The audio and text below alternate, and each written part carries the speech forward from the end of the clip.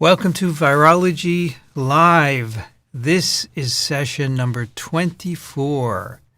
Today we are going to talk about unusual infectious agents. And this session addresses a fundamental question, which we actually talked about at the beginning of this course. What's the minimum genome size needed to sustain an infectious agent? And in fact, going even beyond that, could an infectious agent exist without any genome whatsoever? A little bit of a provocative statement, I guess. But today we're going to address this with viroids, satellites, and prions. They will provide answers to these questions. So let's start with viroids, which is a wonderful name. I love it. And as you'll see, they're not viruses. And in fact, T.O. Diener, who discovered these in potatoes originally, they are plant agents. He called them viroids, and I think it's a lovely name. This is a viroid here at the top. It is a circular single-stranded RNA right there with extensive base pairing throughout. So the green line is the RNA, and you should recognize by now the little lines are base pairs, and then there are bulges throughout, and at the ends, of course, there is area that is not base paired. So they're circular, they're single-stranded RNA, and they can be anywhere from 120 to 475 nucleotides in length. And they don't code for anything, so you can't say it's plus or minus, right? And as you can see, the RNA is extensively base paired. And in fact, if you look at these in the electron microscope, they look like rods, extended rods, about 50 nanometers or so. No protein coding regions. And then, of course, there's no protective coat, although even without a protein coding region, these RNAs could in principle be encased in a capsid. As you'll see from satellites, that's what happens with them. But viroids have no protective coat. They're just naked RNA, yet they can migrate from host to host. They don't need receptors to get in. The RNA is able to get in to plants. And in fact, we'll talk about how that happens in a bit. They replicate when they're introduced into plants. These are almost exclusively plant-based. There is one example, which is not a viroid, but it's similar, which reproduces in mammals, which we'll get to today. But viroids reproduce when they're introduced into plants and may cause disease, as we'll see. The viroids are divided into two families. The first is Viroidae. So this is a take on the Viridae, which would be the family name for viruses, Viridae. Okay, except it's Viroidae because these are viroids, not viruses. Viridae replicate in the nucleus of the plant cell, and the Avsun Viroidae replicate in chloroplasts. If you're wondering where these names come from, this one is from potato spindle tuber viroid. That's the founding member of that family. And avocado sunblotch viroid. The names of these are wonderful. I absolutely love them. And we'll get into more of those in a moment. All right, those are the viroids. Some of these are ribozymes. Not all viroids, but some encode a ribozyme. Or I shouldn't say encode. They are ribozymes, which is an RNA-based enzyme. And for those viroids that encode ribozymes, that activity of the ribozyme is essential for replication. A ribozyme is basically an enzymatic activity, hence the zyme at the end, enzyme, except there's no protein. The enzymatic activity is all within the RNA structure. And this is amazing. We're going to talk about this in a few moments. But it's an evidence that these are from an RNA world. They are relics of an RNA world when there was no protein and everything was done by RNA. And I like to distinguish viroids, their lifestyle, from that of viruses. Viruses are parasites of the host translation machinery. Of course, they're parasites of the whole cell, but the first thing that has to happen is they must be translated because they encode no translation machinery of their own, no complete translation machinery of their own. So they're parasites of the cellular host translation machinery, whereas viroids are not translated. They are instead parasites of the host transcription machinery. Remember, the transcription machinery of the host is the system that takes DNA and makes RNA from it, including mRNAs. And it's that machinery that we'll see reproduces the viroid genome. So the first viroid discovered was potato spindle tuber viroid. And this is the way they are abbreviated, PSTVD. VD is the viroid part. Discovered in 1967. It was discovered. It was interfering with the production of potato seed stalks.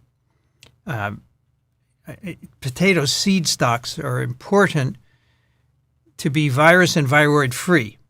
And so I know in New York State, for example, there is a virologist up at Cornell who examines the potato seed stalks periodically and makes sure they're virus and viroid free. And then he provides farmers with seeds that are virus and viroid free.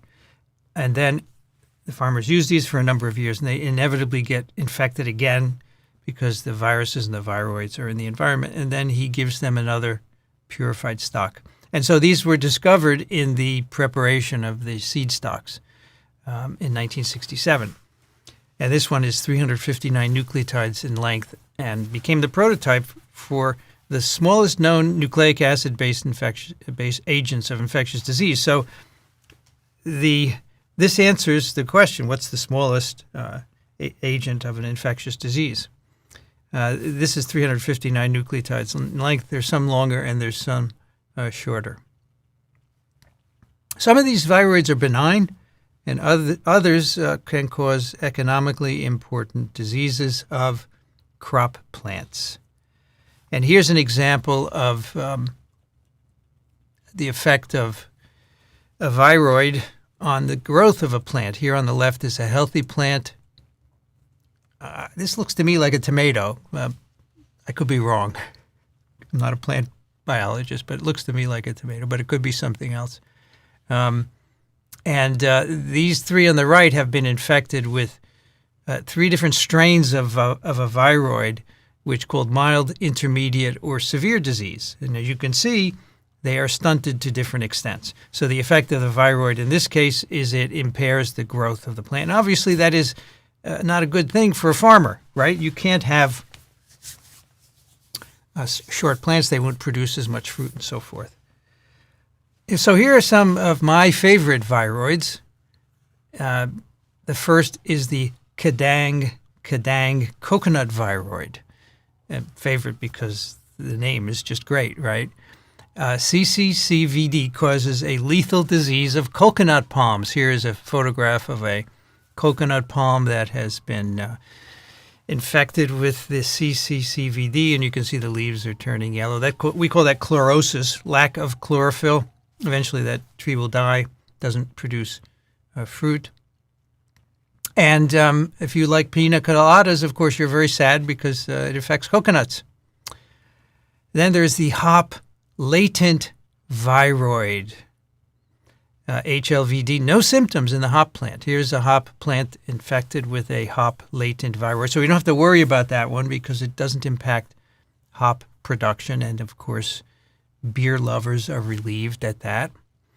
And finally, apple scar skin viroid. So these are just named after either the host or the disease. And in the case of hop latent, it's latent. You don't have any symptoms. The apple scar skin viroid causes mild symptoms in apples, like this one here. If you've ever seen a blotchy apple like that one, that's because it has a viroid in it. They're tasting fine. They don't have any effect on growth or size or deliciousness. They just look funny, and so picky consumers won't buy them. They will say, there must be something wrong with this apple, but it's absolutely fine. But obviously, because people won't buy them, you have to not have that in your apples. So anyway, those are 3 examples of viroids that have an effect or maybe don't have an effect in plants.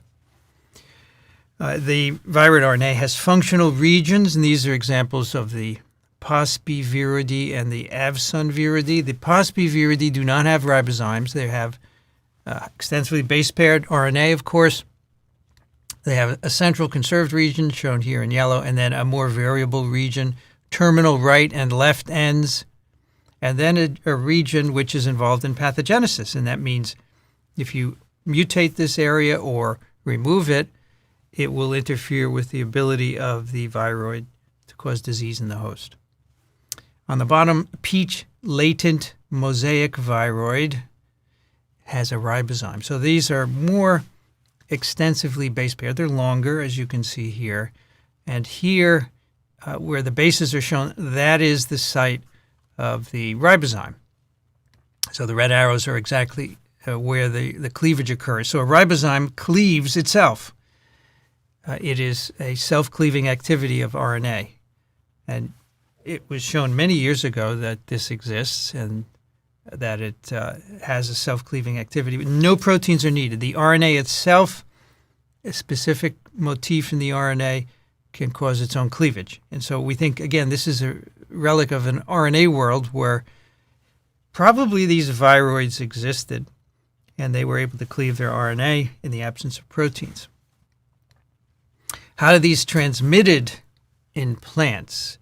There are 2 ways that are illustrated here. We have vertical transmission and we have horizontal transmission. So vertical, of course, is pollen. Here we have infected pollen, which is coming from another plant, which would be from the horizontal transmission. So the viroid is present in the pollen. It attaches to the stigma. It moves through the pollen tube to the ovule. And there, of course, that's the origin of the seed. And there it's transmitted to the new seed.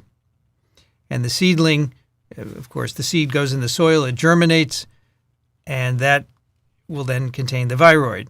And the viroid will be transmitted to all the cells of the plant and have its effect. And horizontal transmission is nothing more than infected pollen moving from one plant to another. So this is similar to horizontal transmission in other hosts. Now, how does this pollen move? Well, as you know, pollen is moved by insects. It can also be moved by farmers. A farmer can brush against an infected plant, or even farm machinery can contaminate the plants and move the viroids from one to another. It doesn't require farmers, of course. These occur in nature, but farmers, of course, can facilitate it. How do they replicate now? This is really probably puzzling you. Well, the host RNA polymerase II is involved. And as we'll see in a figure that I'm going to show you in a moment, the host Pol2 makes concatemers. So this is the only example, and there's a mammalian virus with a similar situation we'll talk about in a moment. It's the only example where a viroid RNA or an infectious agent's RNA is recognized by a host RNA polymerase. This is, of course, RNA polymerase II. Normally, its template is DNA. But for reasons that we still don't understand, it can recognize the viroid genome and can copy it. And as I've already told you, one group of viroids have a ribozyme, and it's a particular kind of ribozyme. It's called the hammerhead ribozyme because when you fold it on the paper, it kind of looks like a hammerhead, the hammerhead of a shark.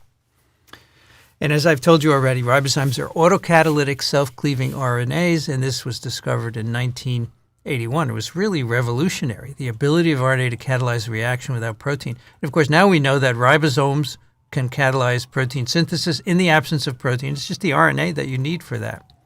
And for the ribozymes, for the viroids, the ribozymes function is to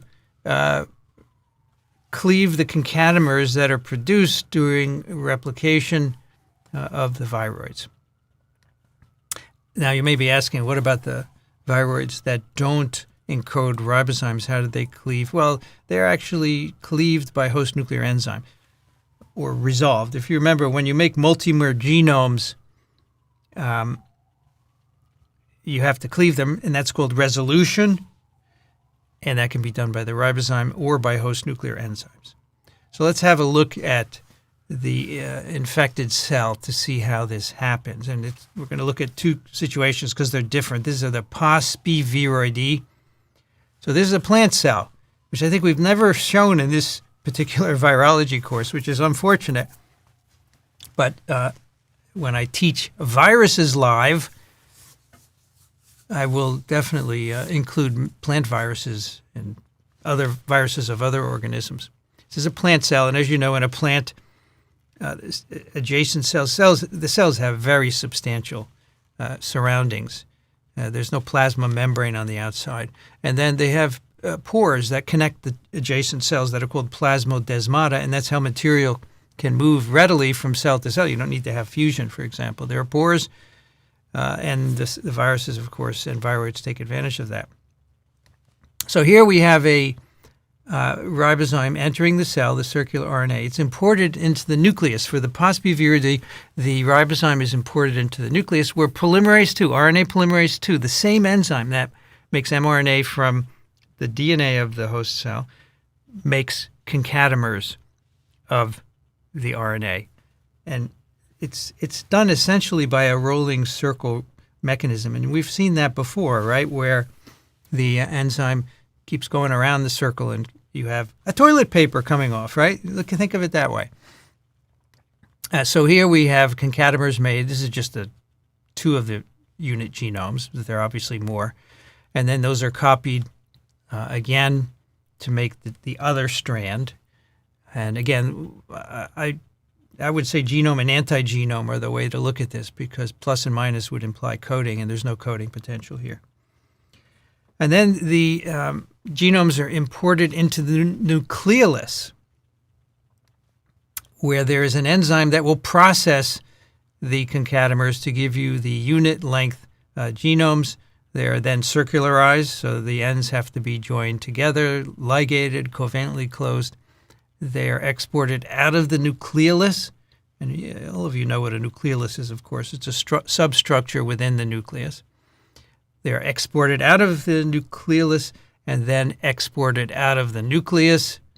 They end up in the cytoplasm, and then they can readily move to the next cell through the plasmodesmata.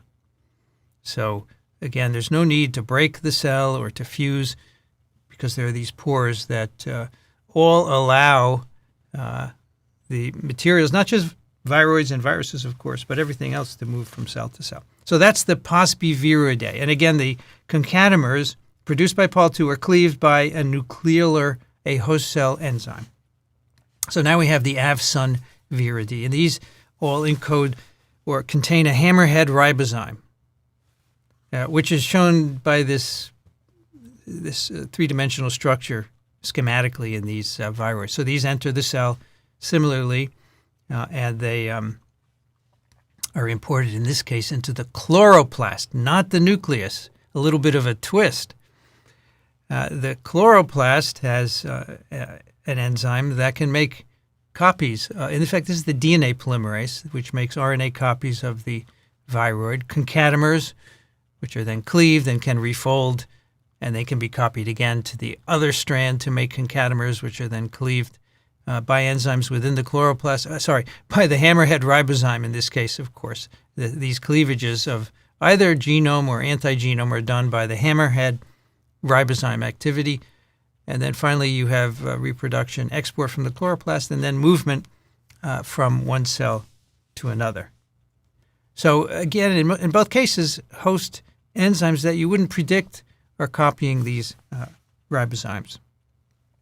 Now, where do they come from? We don't really know. I suspect they have been around since the RNA world.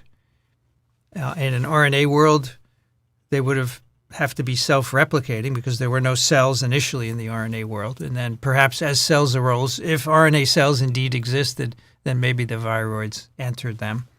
But we discovered them in the 20th century, probably by chance transfer of them from wild plants which are used to breed modern crops. Of course, all our modern crops originated in nature. We didn't make any of them, although we breed them. But they probably were introduced then and spread extensively before we realized they were there. And part of the issue is, of course, that much of the global agriculture is monoculture. You use genetically identical plant breeding lines for everything that you grow, almost everything you grow on a large scale. And therefore, if something is introduced, it can spread extensively. And as I said, it's now transmitted in many ways mechanically by farm machinery, farm equipment, farmer hands, and from plant to plant, of course, via the pollen, as I showed you. How do they cause disease?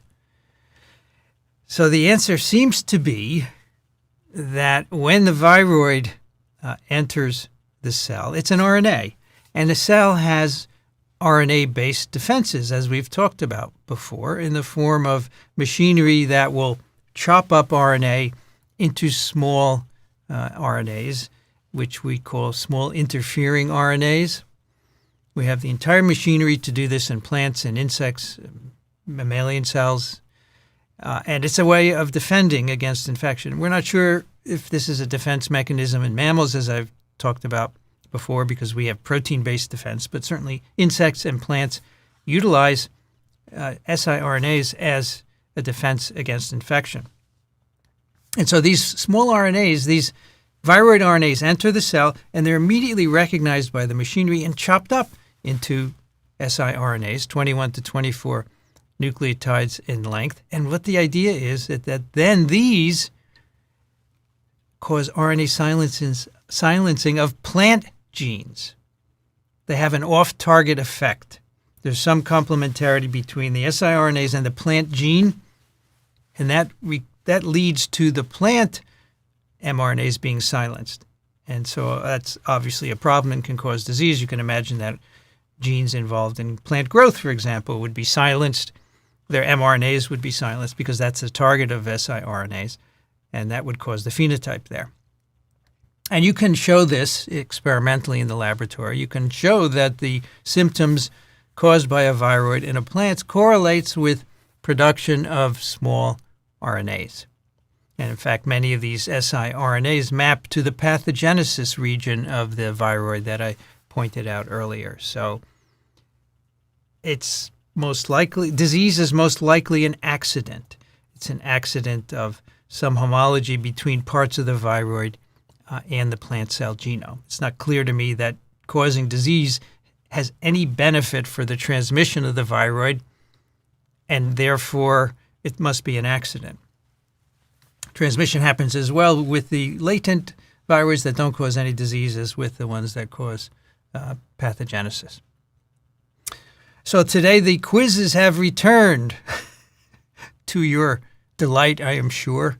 And so you go to Socrative.com, log in student, and the room number, of course, is virus. And our first one is, which of the following is not a property of viroids? A, some contain a ribozyme. B, replicated by host RNA polymerase.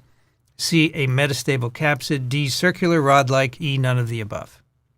And while you are looking at that, let's welcome Vanity Nutrition to the incubator. She is here today with a lovely background. Don't you? You love that, right?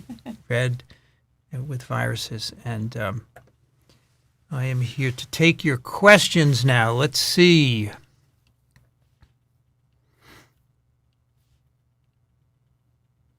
You got an Omicron jingle, Vanity Nutrition? I didn't know that.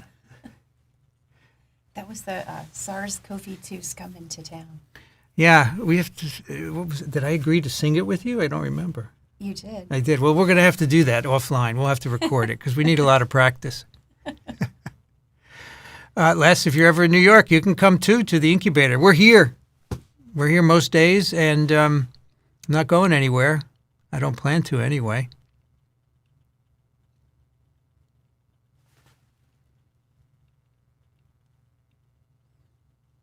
You mentioned potato viroids are in the environment. How long can they remain infectious outside the host? A long time, because they're highly stable. Double-stranded RNA, basically, highly resistant to nucleases. There's a lot of it. I don't have a number for you. It's a good question. I should, but I don't. But they're quite stable, and that's how they can exist without a capsid. They don't need to be protected. Yes, bees can spread viroids via pollination, absolutely. Yep.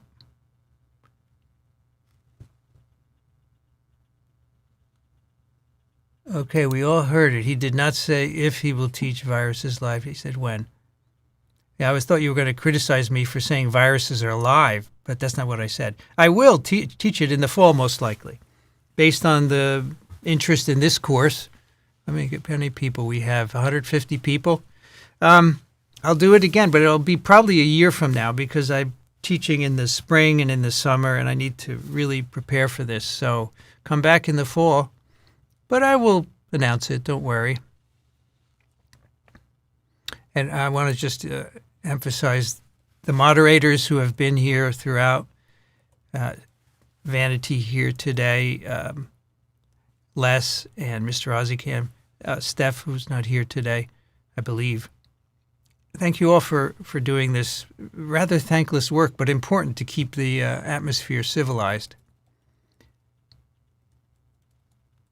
Are there defense mechanisms to viroids? Yes, the RNA-based interference would be a defense, right? But it also, unfortunately, has an effect on the host cell.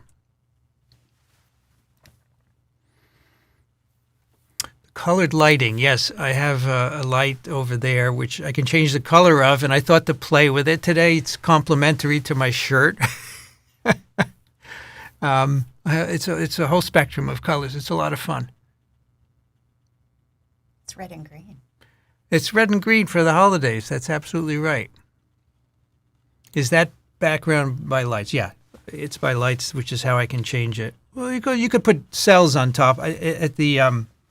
At my Columbia office, I actually put cells on top of the white light. But here, I'm high-tech. Would the silencing of host be called an autoimmune disease? I don't think so because, well, autoimmunity we talk about in terms of antibodies, right? Although I wouldn't mind expanding it to RNA. So if you made RNA from your own mRNA and it silenced yourself, that could be an autoimmune, but that's not how it's considered. But in the case of this, it's the viroid RNA that's siRNA derived from the viroid that's silencing the host. Do the siRNAs used in cell biology come from viroids? Well, no. In an experiment, if you want to downregulate a gene, you make the siRNA based on the sequence of the mRNA of that gene. So they don't come from viroids unless you're studying viroids. And in fact, we were doing that before we understood that viroids cause disease via these siRNAs. Can they infect trees? I'm not aware of any, actually, which may simply be a reflection of my lack of familiarity. My understanding is that they're largely in plant-based crops, but there's certainly virus diseases of trees. Particle number would have to be pretty high. No, it would take a lot just to start knocking down host expression. Well, the thing is reproducing, right? The viroid is reproducing. So as you make more viroid RNAs, they can be chopped as well and contribute to that. One wonders what still lurks in the various circular RNAs in nature other than plants. Well, that's a great point because we didn't realize that we had circular RNAs in our cells until not too long ago. We talked about that very briefly in one of these sessions. And those RNAs thousands and thousands of small circular RNAs. We don't know what they do.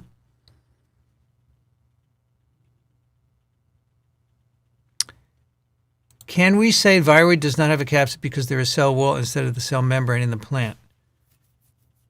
Oh, so you're saying that you can't have a membrane because there's a cell wall in the plant.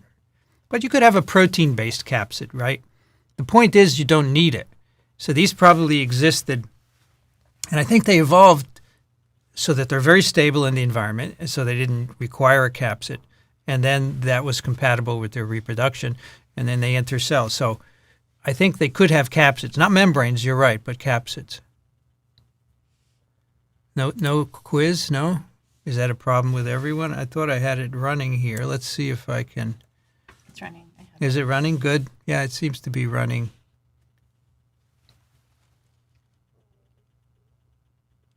So the plant viroids do not infect us.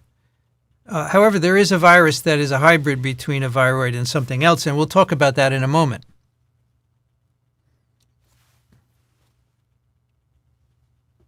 How the viroids enter the cell. I think we covered this quite extensively here.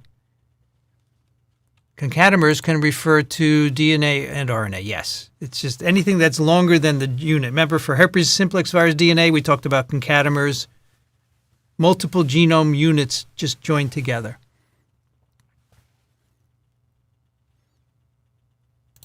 The viroids that replicate in the chloroplast seem like the smart root siRNA pathways aren't present, but they're present elsewhere, and the viroid's going to get out into the cytosol, so I'm not sure that that helps. Are there multiple types of pore, or does one type serve all types? I don't know the answer to that. I just know there are plasmodesmata in those, and that's how viruses and viroids spread from cell to cell. Aren't viroids more intimidating than viruses? They can infect without receptors. I'm not sure intimidating. I would say they're interesting that they can infect without binding to receptors. But there are none that infect us. There are no viroids that infect us. But stay tuned. I'm going to talk about that very, very soon. And again, how they survive the environment, because they're rod-like RNA, double-stranded RNA is extremely stable. Yeah. Oh, look, from Taos. Cool, I love Taos. Red and green chili, yeah. I'm sure they're viroids of chilies. Are viroids older than viruses? Yes, I think they are. Or I think they were around first, and then viruses came after them in the precellular stage. Has anyone brought any particle from the moon or Mars and checked for viruses? It's not a dumb question at all, no. I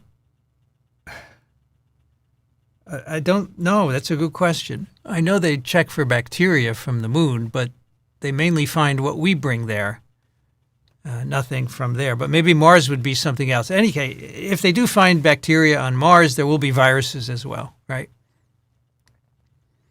Tomato ring spot and tobacco mosaic virus are known to infect green ash. The tree, the viruses, yeah. So the viruses can infect trees. I don't know about the viroid. That's a good question.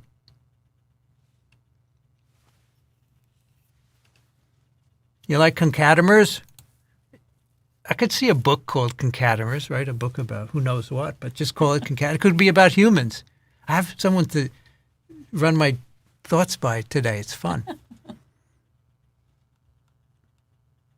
Yes, they can be stable in soil for long periods of time. Exactly long, I'm sorry, I don't have a number, but more than days, I'm sure. You think a viroid is a virus with attitude. That's cool. If plants don't have siRNA, the viroids could no harm. But yes, if they didn't have that, but then they'd probably die of something else. So that's why they all have them. How do scientists detect them? Well, back in the 60s, we didn't have sequencing. We didn't have PCR. We detected them by classic virological techniques, right? Making extracts of cells and seeing the effect on the plant. But today you can sequence them. Yeah, you can amplify by PCR for sure. All right, so let me mark that last one, and we go back to, let's go back to our quiz now. And here we are. I got it. Which of the following is not a property? Let's see how we did. Almost everyone did answer. Look at that, 43 out of 43. And, oops, I have to get to my browser window. I have too many mice here. Socrative, there we go. Where did it go? Oh, it's over there. Sorry, folks. Give me a second. Here we go. Show the results. Boom. Yes, metastable capsid. That is not a property of viroids. Metastable capsid. You guys, some of you said some contain a ribozyme. Well, that's correct, because I'm asking what's wrong. Some of you said replicated by host RNA polymerase. That's correct. Circular rod-like genome is correct, and none of the above is not correct, okay? So metastable capsid. They don't have metastable capsids, that's for sure. Okay. Let's see if I can get back to the question, the slides now. Yes, here we go. It's you and me. There we go. Satellites are next, and not the kind that are in space. These are viruses. They were originally called satellites, but as you'll see, they don't need to be distinguished in that way. They're bona fide viruses, and I'll tell you why in a moment. But a satellite, the broad definition is that a satellite depends on a helper virus for propagation. It cannot reproduce on its own. And satellites can have single-stranded RNA genomes, they can have DNA genomes, they can even have circular RNA genomes. That doesn't matter. What really is the key is that they depend on a helper virus because they lack genes needed for replication. And there are two broad categories of satellites. There are satellite viruses, and they're called viruses because they encode the structural proteins that encapsulate the genome. They make particles. Here's a virus particle here, and they encode the capsid proteins. So they are satellite viruses, but they're still defective in the sense that they don't have genes needed for reproduction. So they depend on a helper virus. The host is not enough. They also need the host, of course, but they also need a helper virus to provide certain genes. And then we have satellite RNAs. These are RNAs that do not encode structural proteins. They don't encode a capsid, for example. So they rely on the helper not only for the capsid, but for genes needed for replication. And some of these RNAs may not, in fact, encode any protein whatsoever. They may just be all non-coding, and they're entirely reproduced and encapsulated by the helper virus. So here is an example of a virus where this would be a satellite RNA, where the capsid is produced by the helper virus. Then with the helper RNA, of course, has to be encapsulated. And then the satellite RNA is within the capsid as well. And it's spread to cells within these capsids. All right, so two kinds. Satellite viruses that encode their own structural proteins, satellite RNAs that do not. In both cases, they also depend on the helper virus for reproduction. So they were originally called satellites to distinguish them from viruses, but I'm going to make a case that they are just viruses, in fact. So here are some examples of satellite RNAs. They're put into classes depending on different properties. So we have class 1, which are linear RNAs, anywhere from 220 to 1,500 bases in length, and typically one open reading frame encoding some non-structural protein. So these are RNAs, so they do not encode structural proteins. Then we have class 2, linear RNAs, less than 700 bases, do not encode any protein. And then we have the class 3, which are circular RNAs, 350 to 400 bases in length, and also do not encode protein. So the RNAs, the satellite RNAs, do not encode structural proteins, and as I said, may or may not encode any other protein. These enter the cell, and again, the RNA needs to be encapsulated by structural proteins by the helper. These enter cells. Typically, copied by rolling circle mechanism. So if they're linear satellite RNAs, they are circularized and then copied by a rolling circle mechanism, again, by the helper virus RNA synthesis machinery. If this is an RNA virus, which of course it is, then of course it encodes an RNA-dependent RNA polymerase. And so that is what is copying the satellite RNA. You make concatamers, which are then processed, sometimes by ribozymes, circularized, and then they go through the reproduction pathway as well. Sometimes the concatamers are processed later and then circularized, and then in the case of the other strand here, two strands are two different shades of green, so you can have this processing occur on the complementary strand or the genome strand, doesn't really matter, and then going through the reproduction cycle again. Okay, so either the cleavage can be done by a ribozyme or a host cell enzyme, but again, the RNA synthesis is done by the helper virus proteins. And here's some example of satellite viruses. So these are now viruses. These are satellites that encode structural proteins. And so here's the combination of helper and satellite. So the satellite here is adeno-associated virus. I've never called AAV a satellite, if you recall, because it shouldn't be called a satellite. It's a virus. It's adeno-associated virus. Yet, for many years, the convention arose, I think mainly in insect and plants, to call them satellites, but that's not right. The helper for adeno-associated virus can be either adenovirus or herpes virus. Those viruses provide functions that AAV requires, but the AAV encodes its own capsid. The AAV, of course, is a single-stranded DNA virus. The particle is 20 to 24 nanometers in diameter. The genome is 4,700 nucleotides in length. That's the AAV genome. Encodes 3 different capsid proteins. And, of course, this is a vertebrate virus.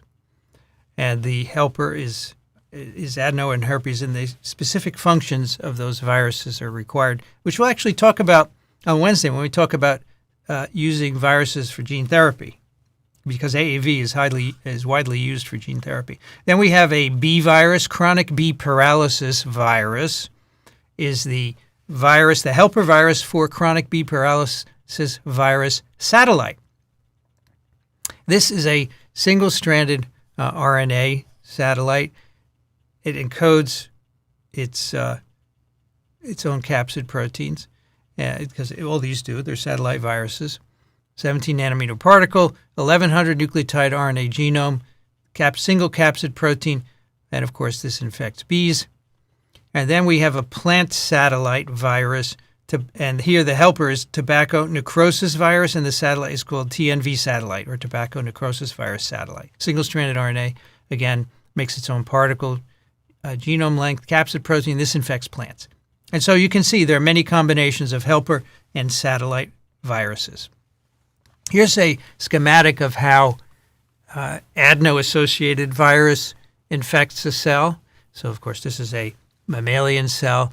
The virus is binding receptors being internalized. The genome is a single-stranded DNA. It goes into the nucleus. And remember, we talked about the reproduction of this DNA quite extensively. It's first repaired by host cell enzymes. Then the viral mRNAs are made. The proteins encoded in them hijack the cell DNA synthesis machinery to reproduce the viral DNA. And the virus, of course, encodes structural proteins that are used to build new virus particles. This whole reproduction requires either adenovirus or herpes virus proteins. In the case shown here, we have a helper adenovirus, so they have to co-infect the same cell. And for adenovirus, the E1A and other early proteins are needed for adenovirus and AAV reproduction. And the exact proteins we'll talk about on Wednesday. For herpes virus, there are slightly different proteins. So this is why this is a helper-dependent virus. And I don't really want to call it a satellite, but historically it has been, and that's why I began this by calling them satellites. Now, what about disease? Now, in plants, satellites can cause distinct disease symptoms that are not seen with the helper virus alone. So if you have tobacco necrosis virus, it causes a certain type of disease. And with the satellite, and remember, they always have to co-infect. So if you have a plant co-infected with the helper and the satellite virus, the disease is different.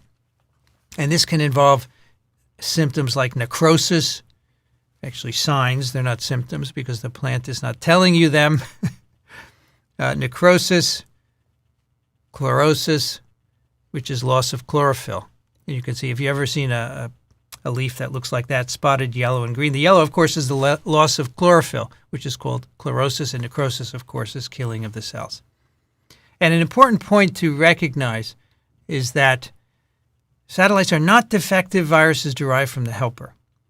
They have the genomes of satellites and satellite viruses have no homology with the helper whatsoever. They're unique entities, and how they arose evolutionarily is a good question. They may have originally been complete viruses and they lost genes that we really don't understand, but they are distinct from the helper viruses. And that brings us to hepatitis delta virus, which is a virus that infects humans. And this virus has both properties of both viroids and satellites. And so that is why when some of you asked me earlier, do viroids infect people, I kind of hesitated. This is not a viroid, it's a virus, but it got some properties of viroids, as you'll see. It, of course, requires a helper. It has a property of a satellite. Its helper virus is hepatitis B virus. And so delta requires Hep B in the same cell in order to reproduce. And we think that when both are present, you have more severe hepatitis B virus-caused liver disease. So hepatitis B alone is rather severe, but with delta, it's even worse. And we estimate that there are about 18 million people globally infected with hepatitis delta virus. That's about 5% of the 350 million carriers of hepatitis B virus. So not all Hep B infected people are infected with delta. And on the right is a map looking at the distribution of delta in the Asia-Pacific region. It has been declining in Europe. It was initially higher. It's declining there with declining in HBV, but in the Asia-Pacific region, it's quite prevalent. You can see areas of very high prevalence, intermediate, and low prevalence. So this is the genome of hepatitis delta virus, and this is why we say it has properties of a viroid in part, because the genome is a single-stranded circular RNA that is self-complementary so that it forms a rod, a highly base-paired rod. So this is, in fact, what many viroids look like, although viroids tend to have a lot of bubbles throughout its length.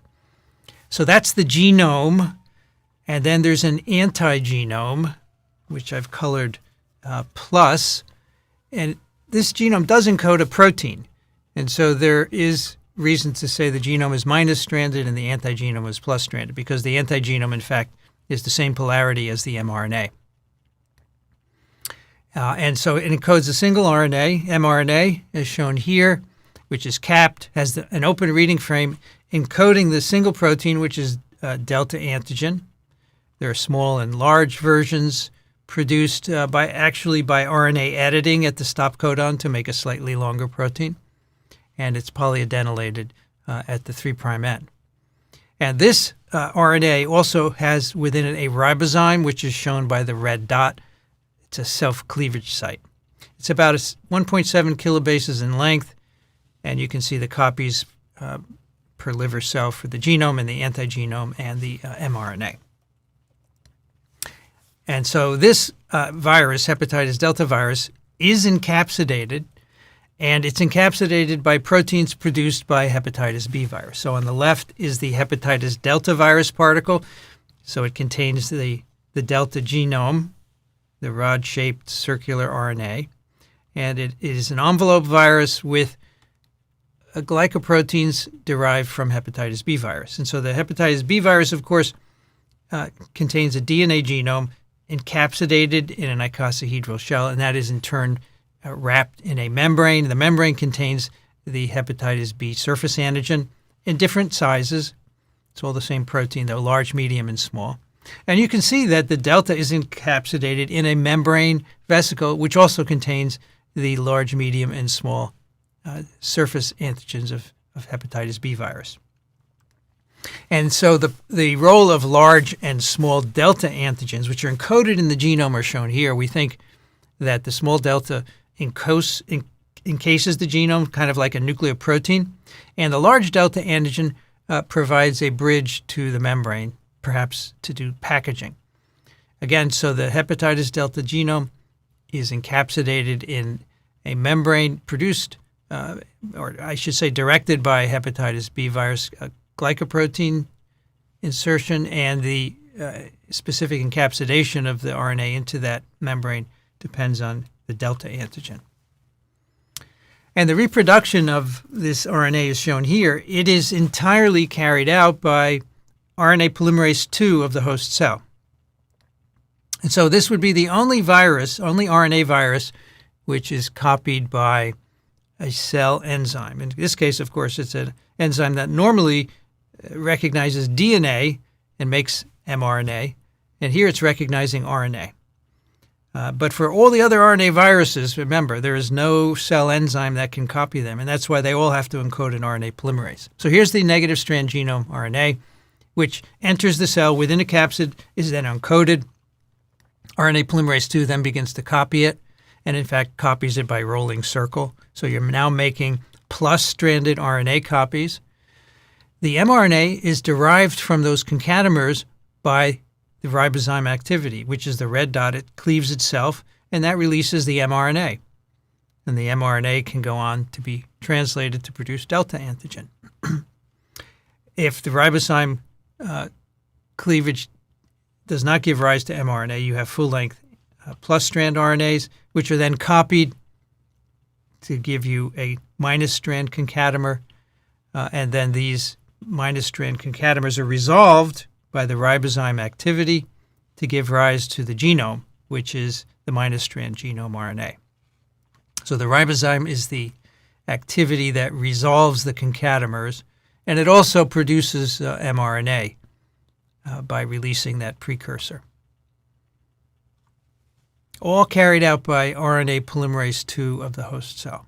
It's really remarkable. Now, we thought for many years that these delta viruses were unique to mammals, but more recently they have been discovered in RNA transcripts of healthy birds and sick snakes. Two separate studies. You know, these days we can sequence anything. We can sequence RNA. You can extract RNA from cells and sequence them. And they found delta-like viruses in RNA transcripts from these healthy birds and sick snakes. And this is a phylogenetic tree of the relationship of those two hepatitis delta viruses. So at the top here, we have sequences of many hepatitis delta viruses isolated from humans. And then in comparison, you can see the sequence of snake HDV and the avian HDV-like, which is what they're called. So they're very distinct in terms of sequence, and they form very distinct branches on this tree of delta-like viruses. Now, interestingly, these birds and these snakes do not contain any virus that looks like a hepatitis B virus, which for us is the helper virus for hepatitis delta, right? So how are they reproducing? Because these deltas are not going to reproduce and be packaged on their own. And there's some evidence in the studies that gave rise to this result that these delta-like viruses could in fact spread from host to host. So how is that happening? Well, it's not known for snakes and birds, but other studies have shown in cells in culture in the laboratory that you can co-infect cells with different viruses, and they will provide a membrane and a glycoprotein to hepatitis delta virus. This is something I would never have expected. This can be done with hepatitis C virus, with vesicular stomatitis virus, dengue virus, and West Nile virus. So these are viruses from two different families, flaviviruses and rhabdoviruses. So what you do is you can take delta RNA, introduce it into the cell, and then infect the cell with any of these viruses, and out will come envelope viruses with the delta genome in them. And those can infect other cells and reproduce in the presence of the helper. So maybe these birds and snakes utilize the delta-like viruses utilize a different helper virus in them. And I think that's pretty exciting to sort that out. And I haven't heard anything recently on it, but hopefully we'll find out more. So I would say that delta is not unique to mammals and probably is found in other species. Okay, now I have to go back to my quiz and go to the next question. There we go. Which of the following statements about satellites is correct? A, there are no human satellites. B, they are defective viruses derived from the helper. Like viroids, they do not encode protein. In plants, they cause symptoms distinct from helper virus. All of the above are correct. And let's take some more questions here. There we go.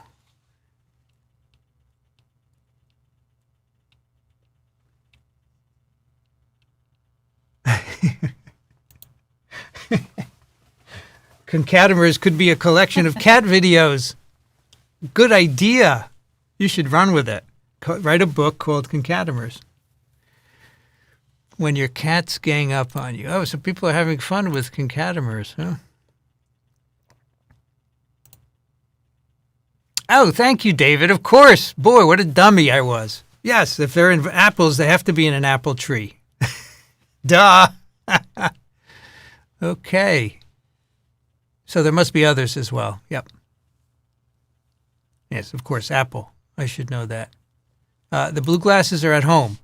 They stay at home for the Wednesday night live stream. Is Hep B treatment different for a patient co-infected with HBV? Well, we would typically use a antiviral, right? And you would still do the same because if you inhibit the Hep B, you're going to inhibit the delta, so it's not a problem. Does the apple viroid end up in seeds so it would spread to a new plant? That's correct. It would spread to a new apple plant via the seeds, yes. What attracts the satellite to specific viruses?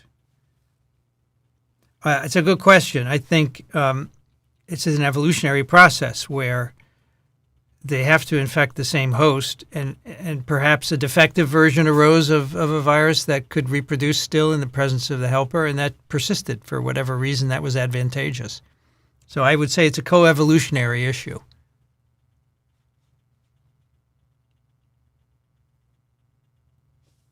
With no complementarity, why is the satellite helper so specific? Why can't other viruses help complete the cycle? Well, I think we have seen with hepatitis delta that may be correct, that other viruses can complete the cycle. But in fact, what we observe is not the case. Now, maybe in the laboratory you could do that. There must be subtle reasons why certain helper proteins are matched with the satellite that we don't know about. I think that's a good question.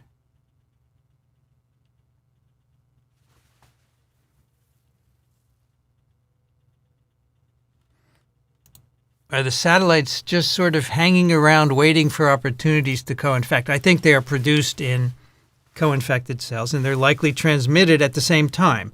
I think if they're on their own, they're not going to get very far, right? So they're probably always moving around with the helper.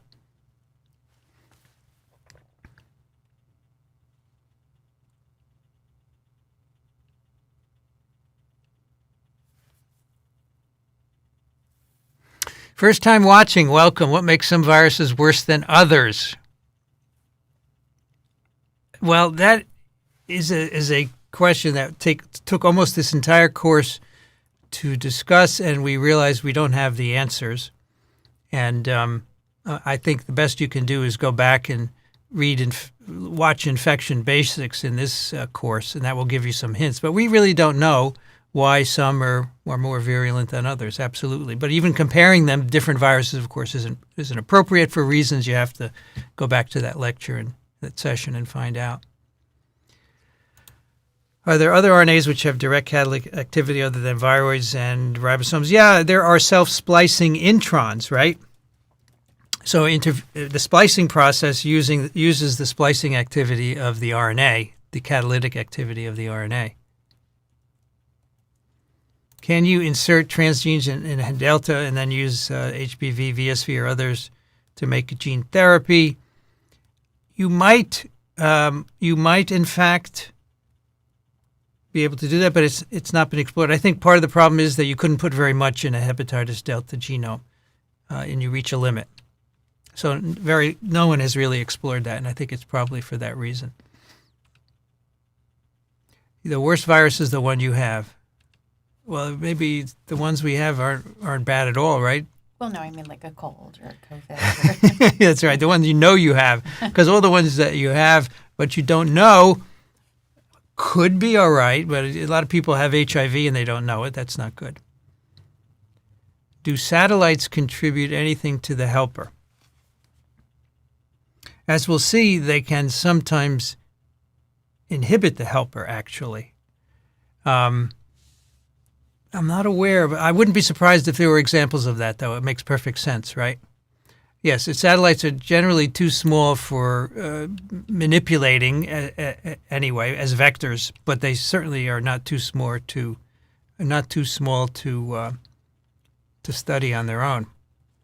All right, let's see how we have done with our quiz. Here we go. 42. Okay, we're ready. Show the results. In plants, they cause symptoms distinct from the helper. That's correct. None of the others are correct. They're defective satellites derived from the helper isn't right. They, like viroids, they do not encode protein. They can encode protein. So this is right. They cause symptoms distinct from the helper virus.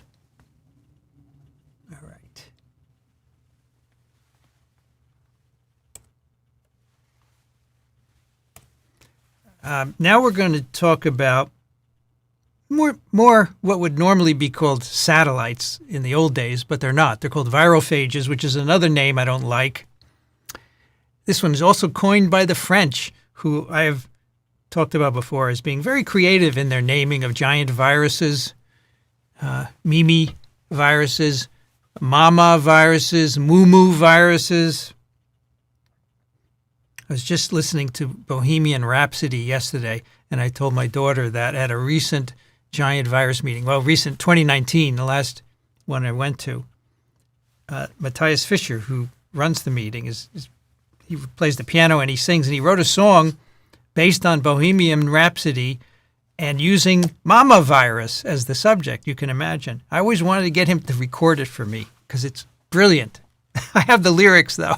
Mama, you can, I guess, imagine what he did with it. Anyway, the French called these virophages. And virophage, of course, means virus eater. Phage means to eat, and virus, eat viruses. They didn't call them satellites, which is good, but this word isn't quite correct because these don't eat viruses, but you'll see what they do. So the name is derived from bacteriophages. These are circular, double-stranded DNA viruses with icosahedral shells. They replicate only in cells infected with a giant virus, not within another virus. Many people think these are viruses of viruses. They are not. They're just satellites. Well, I don't want to use that word, but just to get the point across. They just depend on a helper virus. And the eating part comes from the fact that they sometimes interfere with helper virus replication. So the French called them virophages. They're eating the virus, but they're not eating it. They are just interfering with production. They are helper-dependent viruses. It's like biting the hand that feeds you, right? Here you are, able to replicate because of a helper virus, and then you inhibit it. Just talk about lack of gratitude. So that's what a virophage is, but it's really a helper-dependent virus. Or we're going to call them viruses in the end. And actually, Matthias Fischer, the author of the Mama song, convinced me of that. He wrote a opinion piece that convinced me of that. So here are some examples of virophages. They've been found all over the world. These dots on this map indicate where they've been discovered in genome databases. So people sample soil and water mainly throughout the world and sequence it. And then you can find signatures of virophages in them. So they're all over the world. And here's some examples. So we have Sputnik virophage, which was found in a cooling tower in Paris, France, which is where they found the helper virus, which is mimivirus, Acanthamoeba polyphaga, which is an amoeba, of course. And the mimivirus appears to infect that host cell. And they also found a virophage associated with it, which they called Sputnik. You get that? You get it? It's a satellite. This is an 18,000 base pair DNA genome, 21 open reading frames. So quite a respectable virus in itself. Then we have Ma virus, which is found off Texas. And this one depends on Cafeteria rhombergensis virus as its helper. Cafeteria rhombergensis is a flagellated eukaryote that lives in the oceans. It's infected by CR virus, and it has a virophage associated with it. Then we have others, organic lake virophage. This is in Antarctica. Sputnik 2. This is another funny one from the French. This was found in the contact lens fluid of a patient in France with keratitis. And in that keratitis, there were amoeba, and there was a virus infecting the amoeba called lentil virus, and that in itself is funny because that word means lens in French. Lentil virus. And then lentil virus is a helper for Sputnik 2 virophage. I hope I'm not losing you. It gets a little complicated. And then we have a bunch found in Yellowstone Lake and another Antarctic lake. And we don't know what the helpers are for those. We can recognize the virophages by signatures. And then we think the helper viruses are either mimiviruses or viruses of algae. Okay, so there are many of these and many more yet to be discovered. Here's a picture, electron micrograph of a cell infected with both a mimivirus and Sputnik. So mimivirus, normally these very large icosahedral particles, and they have this what looks like hair around it, which you can barely see. But I've shown you some pictures. Here's another one with this fuzz around it, and the virophage is also in this cell. It's labeled MVF, the vesicles containing them. They're very much smaller. You can see the smaller dots. Those are the virophages, and the helper is mimivirus. And these virophages depend on mimivirus for reproduction. They have their own capsid protein. In fact, here's the capsid of this Sputnik virophage. It's quite complicated and large. They depend on mimivirus for reproduction, but they inhibit mimivirus in multiple ways. They make it morphologically defective. And you can see here's an electron micrograph of one mimivirus. It has no genome in it, but it's full of little virophages, Sputnik virophages. And all these other photos show defective mimiviruses. Here, the outer layer is defective. It's in pieces. Here's another one where it hasn't been completed. And here, all sorts of aberrant structures in the mimivirus. So the Sputnik virophage interferes with the production of mimivirus, both at the level of infectious particles and morphologically. So here is an example where there's not a neutral relationship. And so I've already mentioned Ma virus, which is a virophage of the virus of Cafeteria rhombergensis. This is Cafeteria rhombergensis. It's a single cell flagellated eukaryote. It lives in the oceans, very abundant. Chances are if you like to take seawater in your mouth when you swim, you're taking in some Cafeteria rhombergensis. It's phagotropic, which means it phagocytoses things to eat. And apparently it will eat anything, which is why it's called a cafeteria. I hope you get that. We've also found organic lake virophages. I showed you that in the previous slide. These, we think the helpers are phycodinoviruses that infect algae. And what are these doing? We think they help move genes around cells and around viruses. They may have major impacts on ocean ecology. So, for example, for Sputnik, there's a 70% inhibition of the yield of the helper mimivirus. And so in the case of organic lake virophage, this is an Antarctic lake. The individuals who discovered that virophage said, well, maybe this virophage has an impact on the community, the microbial community.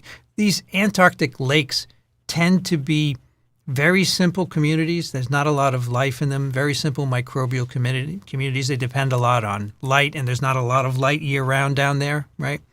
So they did some modeling to see what would the effect of the virophage be on the population of microbes infected, say, with a lytic virus that would kill the microbes. And without the virophage, they observed cycles of virus reproduction, cell death, and cell growth, or blooms. And then when they added the organic lake virophage to the equation, the frequency of the blooms increased. So they suggest that the virophage reduces the mortality of the host cell, which is an algae caused by algoviruses, the phycodinoviruses.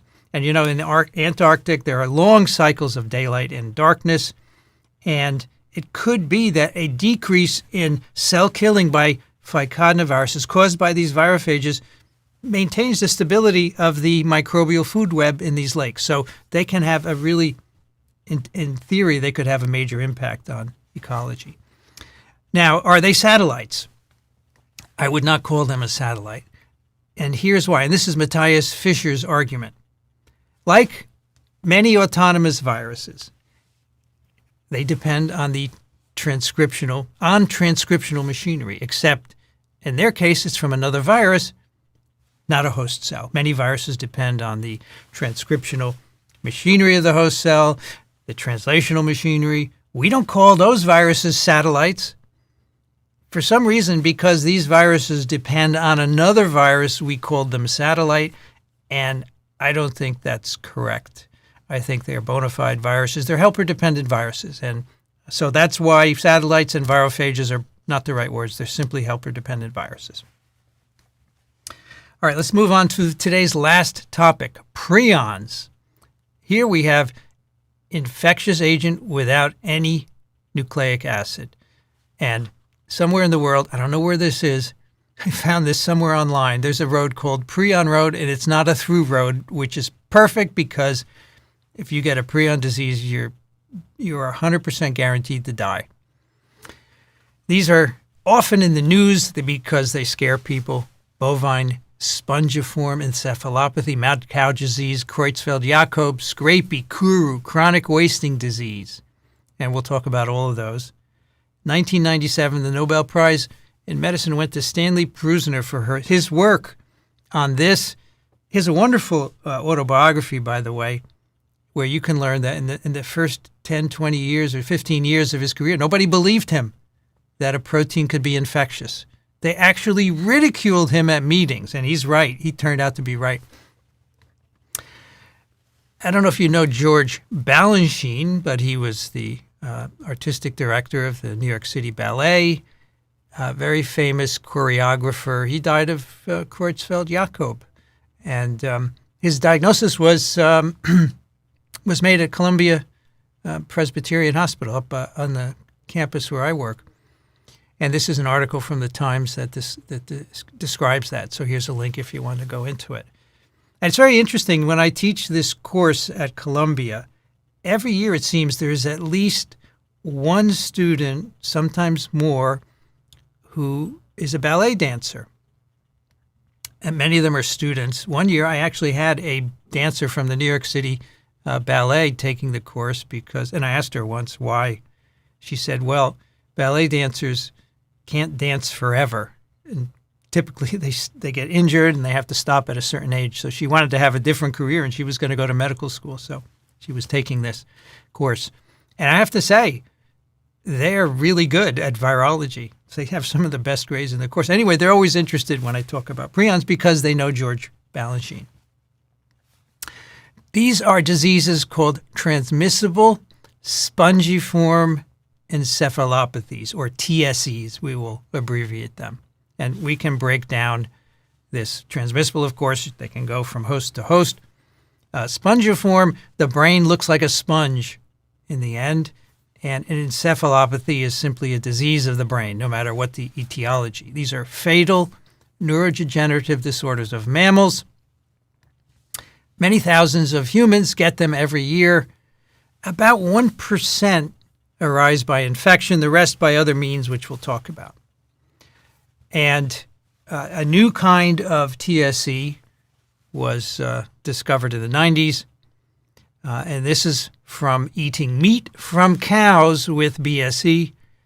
And about 120 humans contracted a prion disease as a consequence of that. TSEs were first discovered in animals, and there are quite a few TSEs of non-human animals. There's BSE, or mad cow disease. We have chronic wasting disease of deer, elk, moose. We have exotic ungulate encephalopathy of Nyala and greater kudu. I think this is a Nyala. I'm not sure. One of the two. We have TSEs of cats, both domestic and great cats, lions and tigers and your kitty cats. Sheep and goats, there it's called scrapie. In mink even, transmissible mink encephalopathy. They all have in common a similar pathogenesis. And you also have TSEs of humans of different kinds. They're not all the same. They have different incubation periods, different disease manifestations. We have Creutzfeldt-Jakob, fatal familial insomnia. It's a terrible sounding disease, right? You can't sleep and then you die. And apparently you inherit it. Gerstmann-Straussler syndrome, Kuru, and variant CJ, which is the one we got from eating contaminated cow meat. All right, spongiform. Here's the brain of I believe this is a sheep, after the sheep died with the scrapie. Has holes in it. Those holes shouldn't be there. So the brain has holes throughout it, and they're sponge-like, so it's called spongiform disease. This dropout, of course, or these holes cause a number of problems. Severe psychomotor dysfunction, for example, in humans. They don't speak, they don't move, they stare ahead, and eventually degrade into death. And the spongiform can affect different parts of the brain, and therefore you can have different symptoms. And each of those human diseases, as well as the animal diseases, has a characteristic symptomatology and pathology. All right, so what's going on here? So let's start with scrapie, the first TSE that was recognized historically. It's called scrapie because the sheep have a disease, and they rub themselves on fences, and they end up rubbing off much of their fur. The sheep also develop motor disturbances. They have uncontrollable trembling. In fact, in Canada and France, it was called tremblement du mouton, sheep trembling, paralysis, weight loss, and typically death in 1 to 2 months.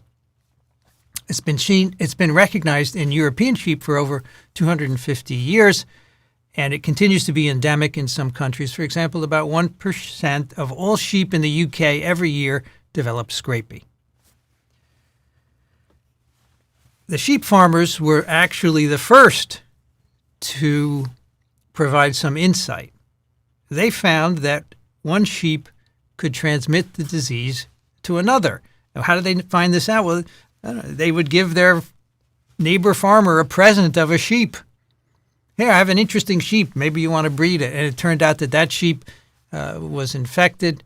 We didn't know it was infected. It had scrapie, and that transmitted to other sheep. So that was the first indication there was an infectious agent involved.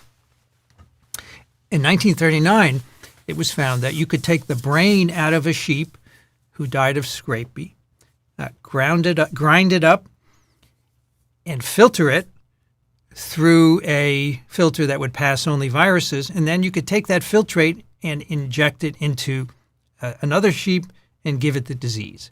So maybe a virus or something smaller.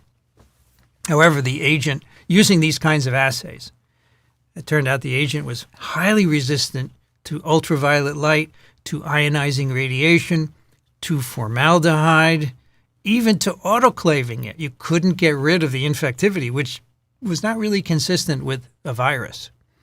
And so early on, it was thought there was no nucleic acid in it because it was so resistant to all of these treatments. So clearly not your typical infectious agent. And one of the earliest experiments that, in my view, made this quite clear, and this is what inspired Stan Prusner to some extent. This was published in 1984. This is an inactivation curve of different viruses and scrapie. And so what we're looking at here is, on the y-axis, the molecular weight of the nucleic acid. These are all viruses for the most part. And the dose that you need to inactivate infectivity. And you can see here the top line, these are DNA viruses. And so for the higher molecular weight DNAs, you don't need a lot of radioactivity or radiation to inactivate infectivity. But as the DNA gets smaller, it's a smaller target. And so you can see SV40 and polyoma with the smallest DNAs here you need the highest amount of radiation to inactivate their infectivity. And look where scrapie is. It's higher than any of those in terms of the amount of radiation you need. And in fact, it's higher than all of the RNA viruses, which form a separate curve here. Also, their sensitivity is related to genome size. But scrapie needs the highest radiation to inactivate infectivity. So this was a clue to Prusner that there was no nucleic acid involved. But of course, nobody believed him. They said, it must be hidden. It must be wrapped up in protein. You're just missing it. At the same time, it was clear that there were human TSEs. Now we were beginning to identify those and study them, and that the animal and the human TSEs had similar histochemical abnormalities in the brain. So you could take out the brains of these victims and look at them under a microscope. And someone pointed out, this looks like scrapie. Defects in plasma membrane formation, vacuolation of various cells, loss of neurons, the spongiform appearance, accumulation of GFP in clumps, and in fact, amyloidosis, fibrils of misfolded what turned out to be prion protein. And so people got very interested in the animal TSEs because it looked like they provided some insight into the human disease. And so what Prusner began to do was to take homogenates, filtrate and homogenates of animals with disease and in fact inject them into susceptible species, and found he could reproduce the disease. He could get ataxia, dementia, and death. Fortunately, the incubation period was months to years, so these were very long experiments to carry out. He got an idea of the pathogenesis. He could put the agent peripherally. It would accumulate in certain organs and spread to the CNS. And then in the CNS, you could see the typical spongiform pathogenesis.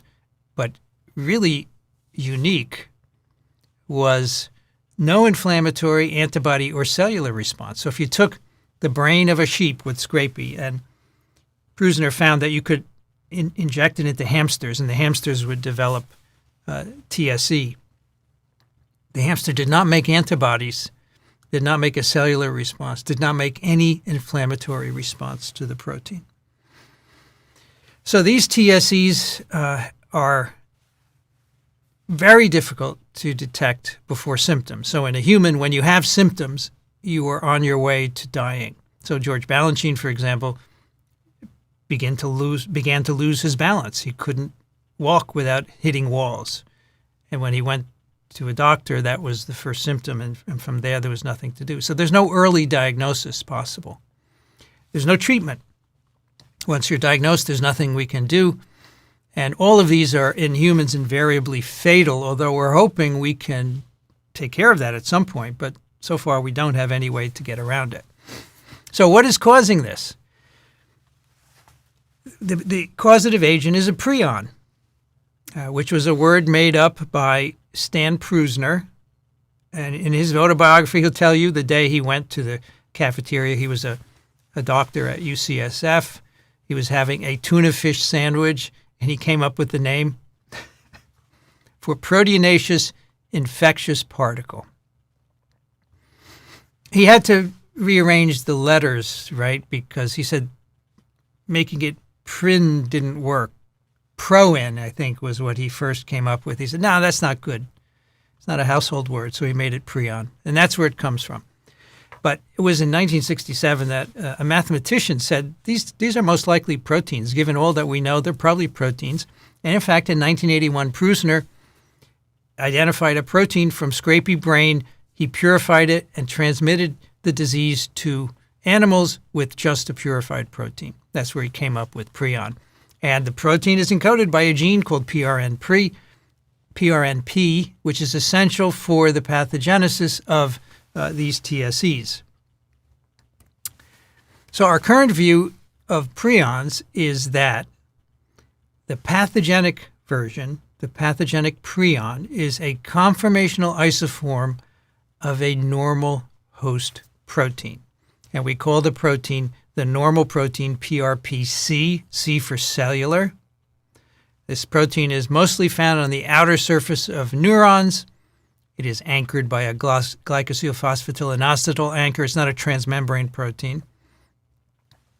The abnormal conformer, which is called PRPSC for scrapie, if you introduce that into the organism, it causes normal PRPC to convert to the pathogenic conformation. So if you take scrapie brain PRPSC from an animal that had scrapie, you inject it into, say, a hamster, it will convert hamster PRPC into PRPSC, and it will cause disease in the hosts. So here's a graphic illustration of what's going on there. So here's the PRPC protein. This is the structure of it. It's got a lot of alpha helix, not a lot of beta sheets. That's PRPC. When it becomes abnormally configured, it becomes PRPSC. This is the prion conformation. The pathogenic conformation now has extensive beta sheet structure in it. And the structure of the PRPSC has been solved, and it confirms this idea. Now, Prusner didn't know this when he began his work, this conformational idea, but he had experimental data in support of it. And that is, he could use digestion of the protein with an enzyme to show a difference between PRPC and PRPSC. So there's a protease that you can buy called protease K. It will completely digest into small peptides the PRPC protein. But the PRPSC protein is more resistant. In fact, when you digest PRPSC with protease K, you make a 27 to 30 kilodalton piece. The N-terminus is digested, but the rest is resistant to digestion, and that's because of the conformational change.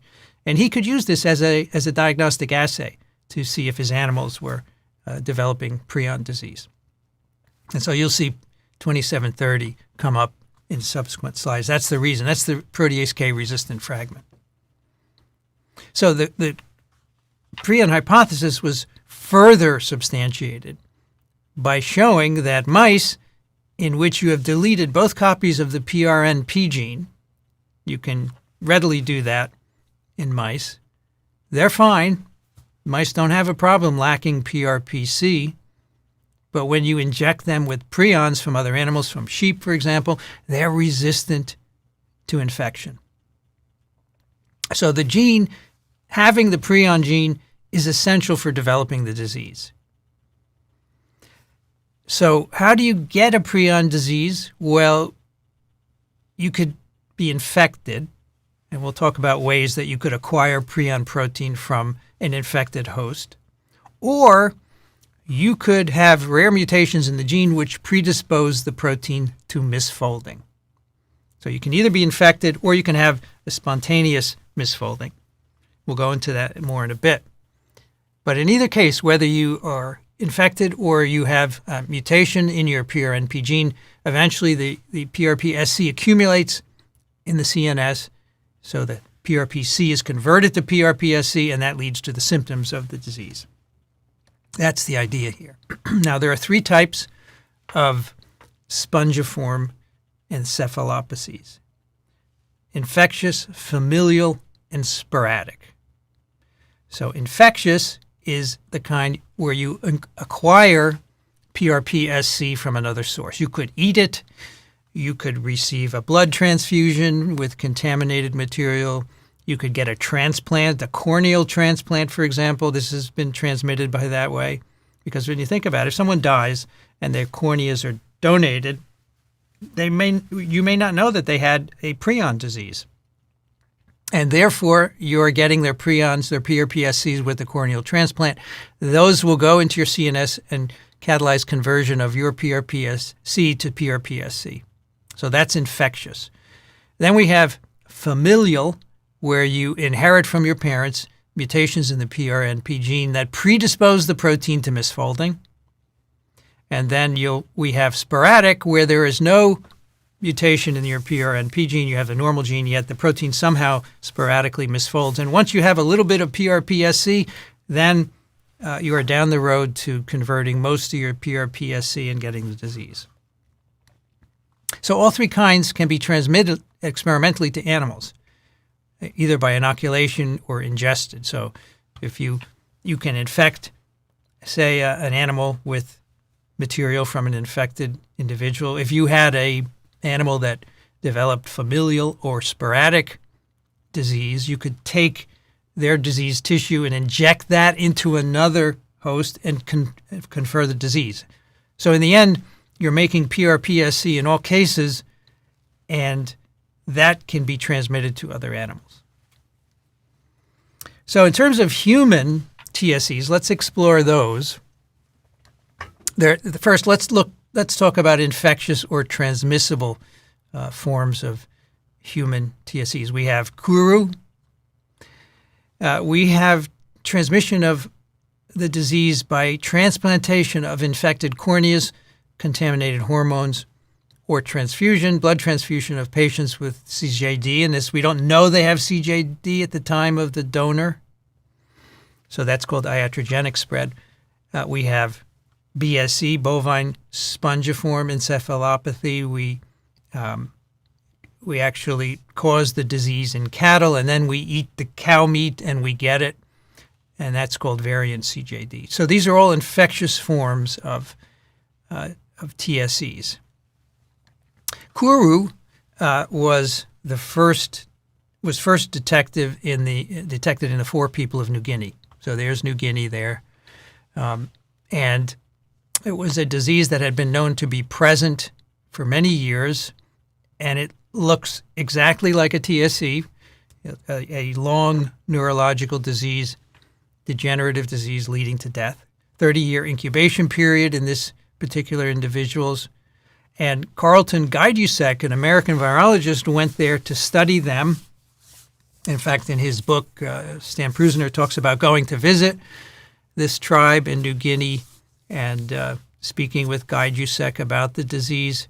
And he, using epidemiological observations, saw that it was spread mainly among women and children, because when someone in the people died, their brain would be fed to the women and children. It was ritual cannibalism. The men would not get to eat the brain, only the women and children. It was a practice done among the 4 people. And Gajdusek figured this out, and he said, please stop cannibalism. And when it did, that was the end of Kuru. So an interesting infectious variety of TSC. That's Kuru. We have sporadic Creutzfeldt-Jakob. This rate of this is between 1 and 2 per million humans worldwide, typically 50 to 70 years of age. This accounts for most of the TSCs that we observe globally. Sporadic, when suddenly you have the disease with no warning, no epidemiological indications. You could be a vegetarian, never touched beef in your life, and you might still get it. You have a normal PRNP gene, and you develop the disease. And if you give your cornea, for example, let's say you get in a car accident and you die, and you give your cornea, you can transmit it to others because you already have PRPSC protein in you. You just didn't have symptoms, perhaps, at your time of death. Of course, if you die of a TSC, you can't donate anything because we know better. But the point is, you can have PRPSC before you have symptoms, and therefore you could transmit the disease in the form of blood or corneas or hormones. We used to purify hormones from people before we made them by recombinant methods. And it's very likely that Kuro became established in New Guinea in the Fore people by eating the brain of a person who died of a sporadic CJD, right? You can imagine that sometime, some years ago, we don't know how long, someone developed a sporadic CJD, died, the brain was fed to women and children, and that started the transmission of the disease throughout the tribe. So all those women and children would eventually die, and their brains would be fed to more women and children. You can see how you have the growth of an outbreak. Familial spongiform encephalopathy, of course, is inherited. It's caused by autosomal dominant mutations in the PRNP gene.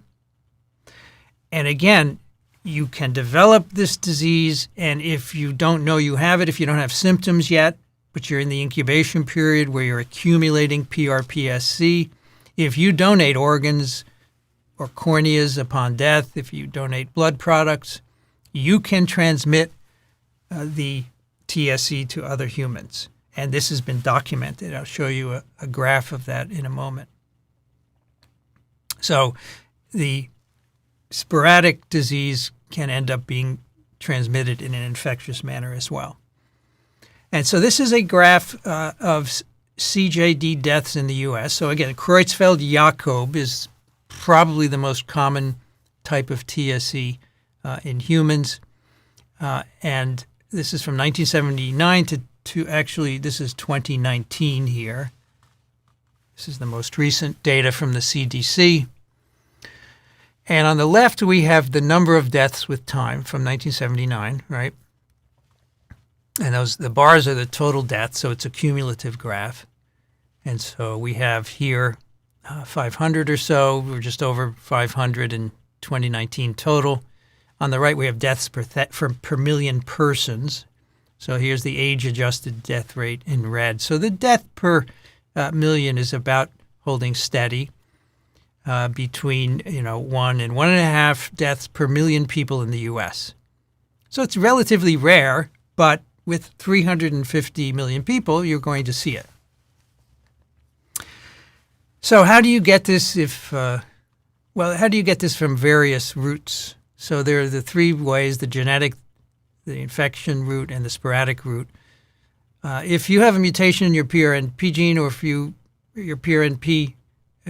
PRPC protein misfolds sporadically, that will likely happen in the brain and cause conversion of PRPC to PRPSC, and eventually the development of the TSC. But in infection routes, one of the infection routes, of course, is to eat contaminated meat. And we think the prions, the PRPSC and the contaminated meat go to your gut, where there are PRPCs on the surface of the epithelial cells. They may convert to PRPSC and eventually make their way into the central nervous system. How that would happen, we really don't know. And there cause more conversion, and eventually it is the conversion to PRPSC in the CNS that causes the symptoms of the disease, of course. And if you receive, say, a corneal transplant, you're introducing PRPC-SC into the circulation. If you get a blood transfusion, you're introducing it into the blood. If you get hormonal transplants, you're getting it introduced directly. And those eventually would get to the brain and convert PRPC to PRPSC. So here's a summary of all these ways of acquiring it. The infectious route, you somehow get PRPSC having familial mutation or spontaneous misfolding. Let's talk about the BSE outbreak and its consequence in humans. Bovine spongiform encephalopathy, which is essentially a TSE of cows. Here's a cow with a fatal TSE. It's paralyzed. It's not moving. This disease, which was first seen in British cattle, was a form of cannibalism. We caused this. Before this, the cows had sporadic encephalopathy, but there was never an outbreak. There was never epidemic spread as we saw in this outbreak. And what do I mean by forced cannibalism? Well, it resulted from the practice of feeding animals to animals. So, if you feed cows protein, they will grow faster, and that's economically beneficial, whereas if you feed them grass, it takes longer, or corn. And so in many countries, particularly the UK, they feed sheep to the cattle as protein supplements. And in the 1970s, this is called meat and bone meal supplement. So it's basically ground up sheep, all different parts of the sheep. In the 1970s, the method of preparing that changed. And that change, which is very interesting, but we don't have time to go into. You can read about it online. It allowed the scrapie proteins to survive and pass into the cows. The previous practice apparently removed the scrapie proteins, but this change, which was economically driven to make it cheaper, allowed the proteins to survive. They passed into cows, and that's how the cows got an outbreak of BSE. We were feeding them material from sheep with scrapie in the form of PRPSC, and the cows ate it, and they developed BSE. So there was an outbreak in cows, and I'll show you the epidemic curve in a moment. We realized this at some point. We stopped feeding them this byproduct. We changed the production, and the BSE outbreak stopped. Unfortunately, in the meantime, because the incubation period is so long, many humans ate BSE-contaminated beef, and they developed a new form of CJ called variant CJ, a new disease with distinct features of CJ caused by eating BSE beef. So this had a cascade effect. We tried to save money, and we end up having to kill many cows. We culled a lot of cows to get rid of this, and many people died.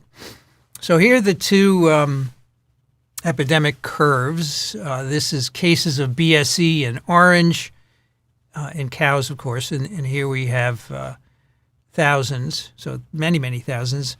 Probably 1 or 2 million cattle were infected. And that at some point we recognized this when the epidemic was rising, and we changed the feeding procedure, and the number of cases in cows eventually went down. It didn't go to zero because there are spontaneous outbreaks, not outbreaks, but there are spontaneous cases of BSE in cows, caused by spontaneous misfolding, for example. And then here in blue is the variant CJ in people. Again, because there's a long incubation period, there was a delay before this really grew to extreme of heights in people. And when it was going up in cows, we realized this would be a problem in people because we know we eat beef. And so although we didn't have human cases yet, we changed the feed production method, which didn't stop the outbreak, but it curtailed it for sure in humans. And now if you've lived in the UK in these years, you can never donate blood, for example, because we don't have a diagnostic for CJ yet. But just to be safe, you cannot donate any blood. And some of these individuals, by the way, transmitted their disease by giving blood. That's in green here. So just a few cases, but these individuals were incubating. They didn't have symptoms, so they gave blood, and they infected others. We know because this is a variant disease. It has a different presentation from classic CJ. So we know this came from people who got it from cows. One of the problems with cows is that in the cow, the incubation period for this disease is 5 years, and many cows are slaughtered between 2 and 3 years of age for meat. So you never get to know if they're infected or not. So that's a real problem. However, we still have cases of BSE in cattle in many countries. They're mostly sporadic, so it's not that we're feeding them sheep anymore, but it's sporadic misfolding of the prion, as happens in people. So we have to somehow protect the food supply. The problem is that in the U.S. and Canada, less than 2% of slaughtered cattle are examined for TSEs. We have a test now that can be used to molecularly identify the misfolded prion, but it's not applied to every animal.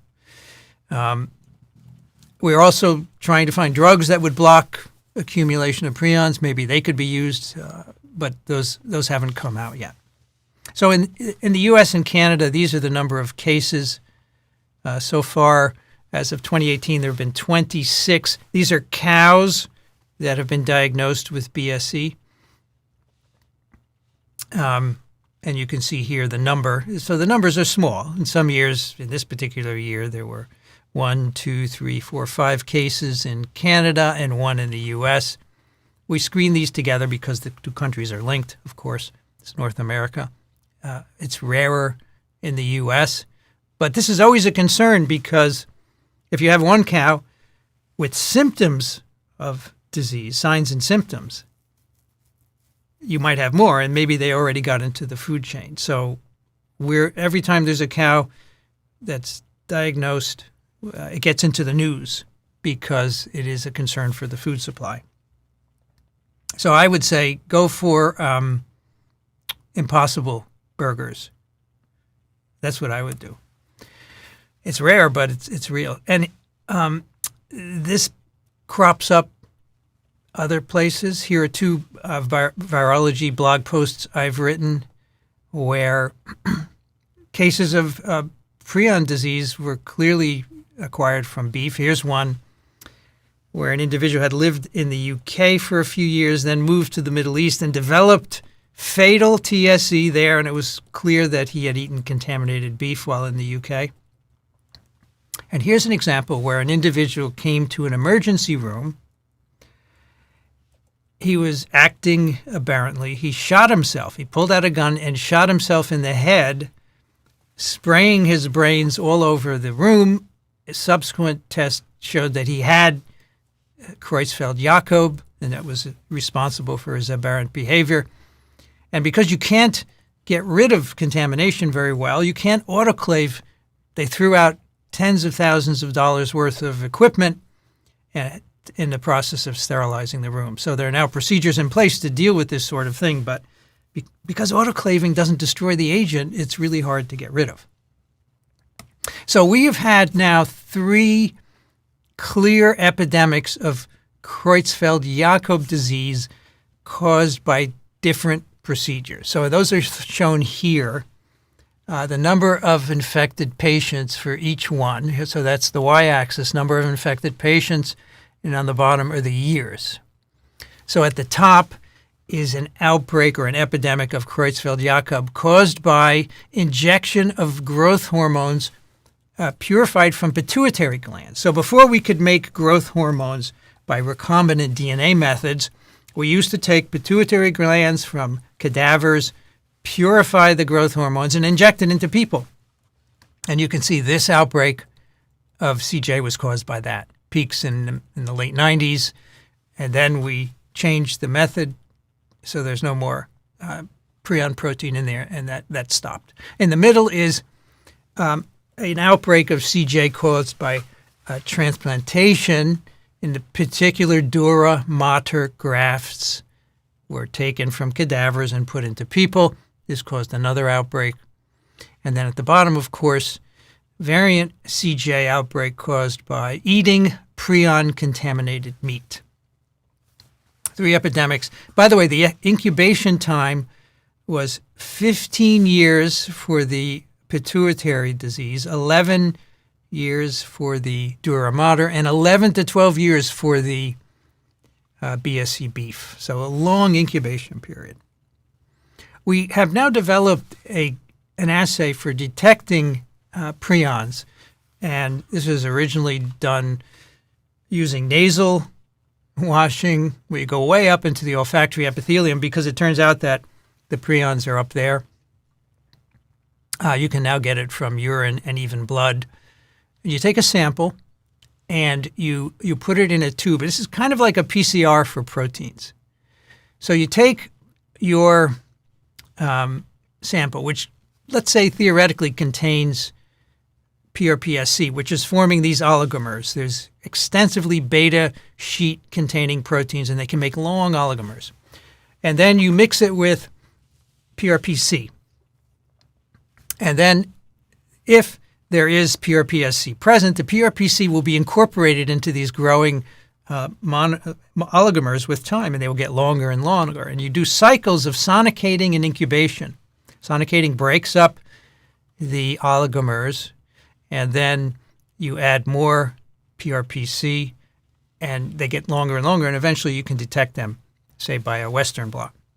So you can take a sample and do this, and it's quite reliable and sensitive at picking up. Typically you go 96 cycles, and you can pick this up. So this, in theory, could be used to screen patients, but we don't do it until people have symptoms. We should use it for animals, but we don't. The prions have a species barrier. In other words, which is not strict, but inoculation of diseased brain into the same species typically reproduces disease. Different species is inefficient. So in other words, the inoculum PRPSC and the PRPC in the host should be the same. And that's because there's a barrier to interspecies transmission. So let me give you some examples of that. So you take hamster PRPSC, that's the pathogenic form, inoculate that into mice, you don't get disease. There's a species barrier.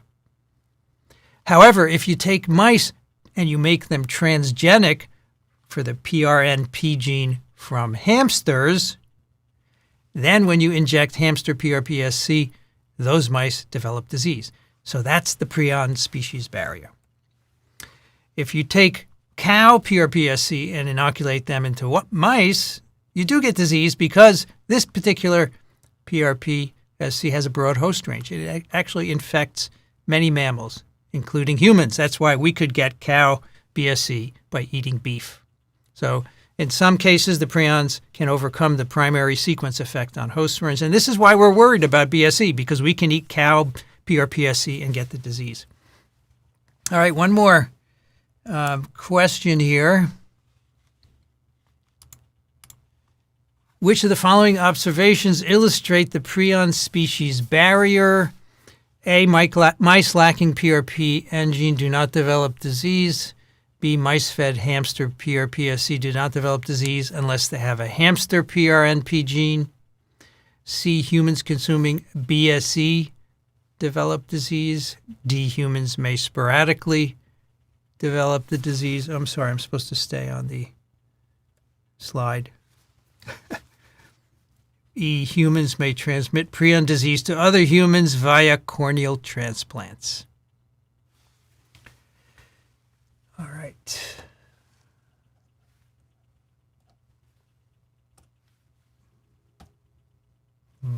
Where is my... There, that's what I want. I want to do questions, but I want it in the front. There we go. I'm getting to the end of the course, and I still can't remember what buttons to push.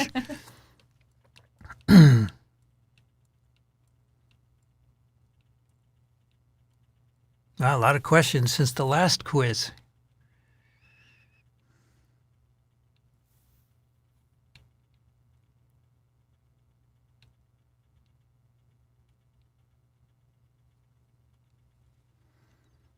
If satellites can inhibit the helper, is the possibility to use co-infection to treat viral diseases?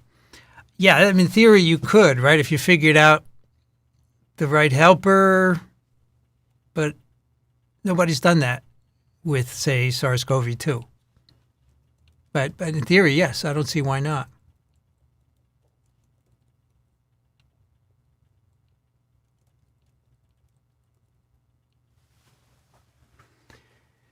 Is CMV one of those giant viruses that allow a virus to replicate, a virophage? No, the virophages have mostly been found in protozoan viruses, yeah. Not aware of cytomegalovirus. Not that I'm aware of. No.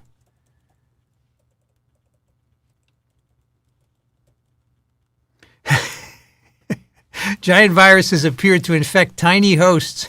Is that always the case? No. There are other suspected hosts of giant viruses, but most of the studies are done in tiny hosts. Yeah.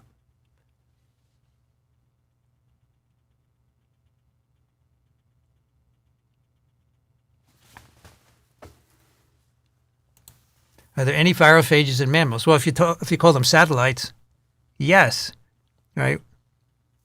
Hepatitis delta, although delta doesn't inhibit hepatitis B. And then there are delta-like viruses in snakes and birds. Adeno-associated virus is a helper-dependent virus. Doesn't inhibit the host, though. So for the inhibition part, no, we don't see that. For prions, can heat shock proteins reverse misfolding? That's a good question. I'm not aware of any case where the misfolding can be reversed. No, not aware of that. Very interesting. Aren't BSE and mad cow the same disease? Yeah, BSE is the scientific name, and mad cow is the popular Newsweek Time magazine name, whatever, yeah. Well, welcome to Virology, former ballet dancer. I've had quite a few over the years, and go into my Instagram feed and you can see the New York City ballet dancer who came to visit the Wall of Polio. Former student of the Joffrey. Okay. All right, that's good. Human prions were discovered in New Guinea. The 4 people, yep. My molecular genetics professor once said, if you're going to be light years ahead of your field, you best be prepared to live a long life if you want to be recognized. Yeah, I don't understand why we're so reluctant to believe things that are different, especially when there are data that support it. Read Prusner's autobiography. It's amazing how he got trashed at meetings. People would get up and say, I'm sorry, Dr. Prusner, you don't know what you're talking about. Crazy. And another dislike. I don't know why they dislike that comment. Are we seeing a yearly increase in the number? No, not in humans. At least in the U.S., the rate seems to be steady.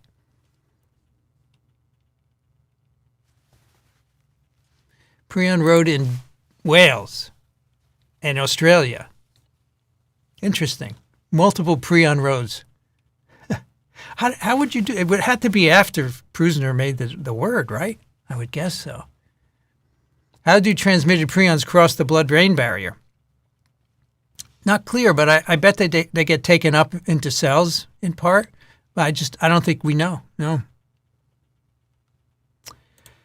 All human spongiform diseases involve the same protein, different disease. So the TSEs involve the same protein, different disease due to the different parts of the brain infected. That's correct.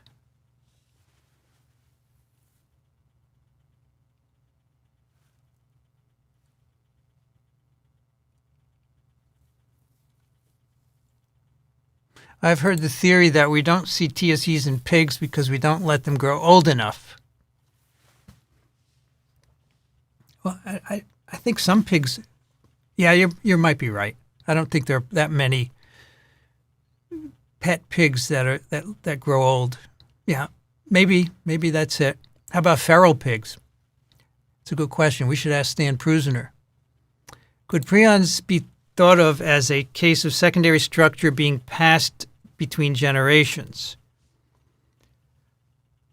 I think it is, but I have to say that there are other prion proteins in us and in other organisms that are not pathogenic, but they are simply 2 folded states of a protein that have 2 different functions. So it's another way of expanding the function of a protein. You have one conformational state and a second. In yeast, for example, there are prions that can alternate between the 2 states, and they're not pathogenic. Only the prion protein, for some reason, is pathogenic.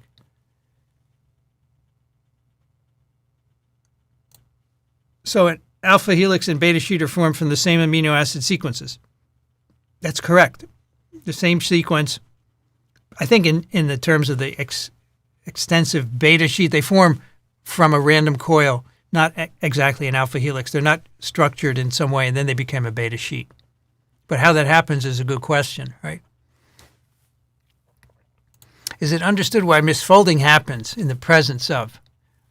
So no, we don't understand why one PRPSC will cause a PRPC to misfold. Absolutely not.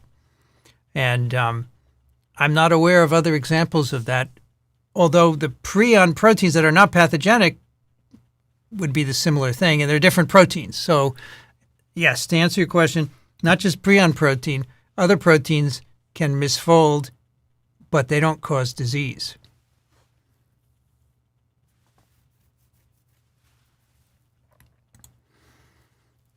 Do we test for PRP in blood or eat and meat? No, we do not. So if you give blood, they ask you if you lived in England in those years, but they don't test your blood for prions, and we don't test meat for prions, no. And I think the incubation periods, I think the ones I showed you were 11 to 12 years, so shorter than the Kuru 30 years.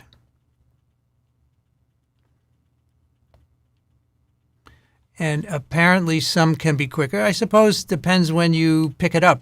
Maybe that I'm not, the 11 years is an average, so there's certainly going to be faster ones. I read a New England Journal paper showing a case of prion disease from a technician working in a lab. She cut herself with a mouse model. Really? I'm surprised that, I wonder what was in the mouse that would have done that. I'm not aware of that. I'd love to read that paper. And that's correct. Gajusek shared the Nobel Prize. Is that correct? I'm not sure, because I think that's a big part of the book that Prusner, I think he got the Nobel Prize for the four people thing, if he got it. Yeah, he did get it, but not for prions, because that was Prusner. And I think it was a separate prize. But we'll have to check that out. Can a patient infected with hepatitis B be infected with Delta at a later point? In theory, you could be, but I think they usually travel together.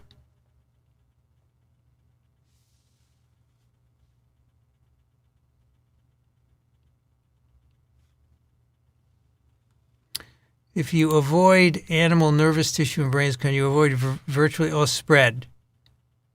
Yes, I believe that's correct. If you include brains, blood, and tissue, yes.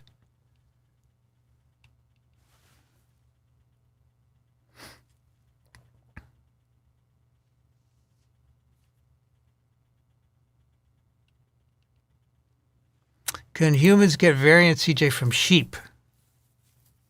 I haven't seen the sheep protein affecting humans, because remember, when you eat the cow, you're eating the cow protein, because the sheep prion causes misconversion of the cow protein. I don't think the sheep protein has that broad a species barrier. All right, now we're talking about eating vegetables. That's good. And Andrew was living in London, cannot donate blood. Yes. You do have a tiny chance, but the more you age, you get past that incubation period, right? So time is on your side. No, you cannot donate blood if you lived in the UK during that period of time.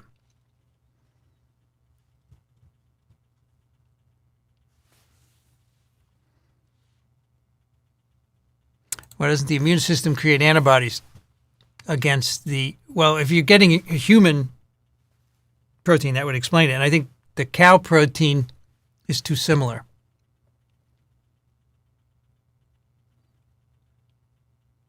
All right, we need to move on here. So let me star this one. Maybe we'll get to those in the end.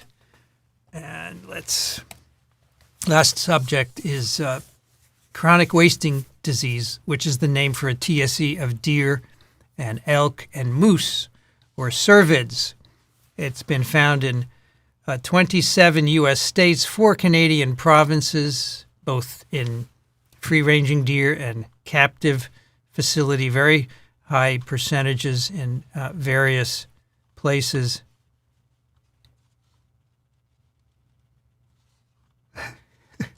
not sure where I have to move the pointer. I have 2 pointers here now. Are you looking at the stream? No, you're not looking at it. Okay. And can be as high as 15% in wild cervids. Here's a map of the incidence of CWD. And you can see that it's gone up since first discovered in the 60s. And we look at both captive and free ranging. And here are parts of Canada and the U.S. Where we have seen these cases. The legend here is distinguishing gray as free ranging populations, and yellow is captive. Yellow and red are captive. So you can see quite a few. And the more we look, the more we find it, right? So how does it spread among deer? We're not quite sure, but we have an image here which shows that deer can shed, theoretically, prions in many ways: antler velvet, nasal secretion, saliva, skin, blood, birthing matter, which is left outside and other animals can eat it, urine, feces. It will move in the environment via different agents. So there's some hot spots: carcasses, scrapes, rubs, mineral licks, etc., water, dust, scavengers, soil. And then those can contact new deer, and the deer can typically ingest it. The prions make their way into them and make their way to the nervous system, which is, of course, where it will then convert the endogenous PRPC into PRPSC. An experiment was done not too long ago showing that plants can take up prions. So they added prions to the soil, PRPSC, in this experiment, and they found that the prions entered the roots. They were taken up the stem of the plant and made it into the leaves. When fed to animals, those prions could cause disease in the experimental animals. The prions can be on the surface of the plants, of course. In the environment of deer excrete prions, they could contaminate the surface. And so what we're worried about here is how far this disease can spread from deer. Can it get into cows? Can it get into humans? Now, the good news is if you take cervid PRPSC and you inject it into mice, there's no disease. So there's a species barrier. If you make the mice transgenic for cervid PRNP, then you get disease. So this prion protein has a narrow host range. That's good news. If you want to know about people, you can't inject people, obviously, but you can make a mouse transgenic for human PRNP. If you infect them with cervid PRPSC, there is no disease. So this would suggest that cervid PRPSC is not a threat for humans. But what about cows? If you take deer PRPSC and inject intracerebrally into cows, you get disease. So apparently the host range of the deer PRPSC includes cows. But normally we do not inject the PRPSC into the cow brain. Normally the cows would eat that protein. And so far, there's no evidence that the prions of CWD transmit to cattle grazing, say, in a contaminated pasture. Deer could enter a pasture, contaminate it, and the cow could eat it. But there's no evidence that reaches cows that way. And no cow has been shown to be infected so far with deer PRPSC. But that's obviously the concern, that it would go from deer to cows to humans, or it could even go from deer to humans, of course. Hunters kill a lot of deer throughout the world.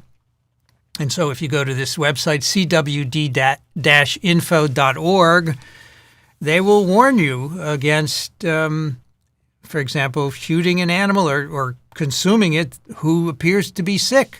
I had a slide a while ago of a PRPSC deer, and you can see it has the matted fur typical of scrapie. They may have abnormal gait, behaving oddly. You can probably tell if a deer potentially has a TSC, CWD, so you shouldn't shoot it or at least not consume it. If you're going to dress it in the field, which is what you do, wear gloves. Take the bone out. Don't saw through the bone. Don't cut out the brain or spinal cord. Minimize handling of those tissues. Wash your hands thoroughly after done, although it's not going to get rid of a prion because you can't really get rid of it by most procedures. And certainly don't eat brain, spinal cord, eyes, spleen, tonsils, and lymph nodes. And for sure don't eat meat from an animal that tests positive, but I doubt many of them are tested. So let me end with some thoughts on what this disease might in fact be. So in the 1960s, I mean, the whole TSC that we see today may have been originally a sporadic disease. So here we have, let's see, in the 1700s, we have sheep and goats sporadically developing a TSC. So maybe it began all with them. They may have infected deer and elk at some point. They may also have infected mink, which was TSC of mink was discovered in 1947. Maybe feeding mink, sheep caused the outbreak in mink. We certainly know that we gave the disease to cows by feeding them parts of sheep. It then went to humans, and humans transmitted it to other humans. We likely introduced the disease into other animals, lions and tigers, primates, ungulates, by feeding them cows or by contamination from cows in the wild. And certainly we gave it to domestic cats by feeding them feed that has beef in it, most likely. So most of these diseases are artificially occurring. That's the red boxes here. And probably just a few naturally occurring. The scrapie, perhaps CWD was naturally occurring, sporadic, we're not sure. And humans.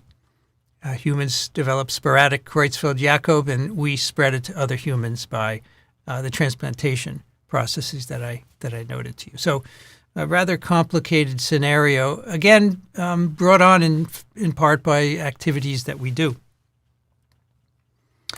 So next time we're going to end this course by talking about how we can put viruses to good use. We can make vectors out of them and turn them into therapeutic viruses.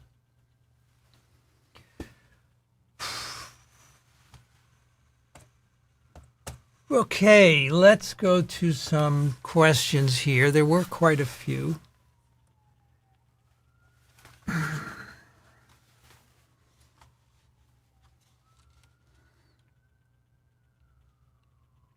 And Mr.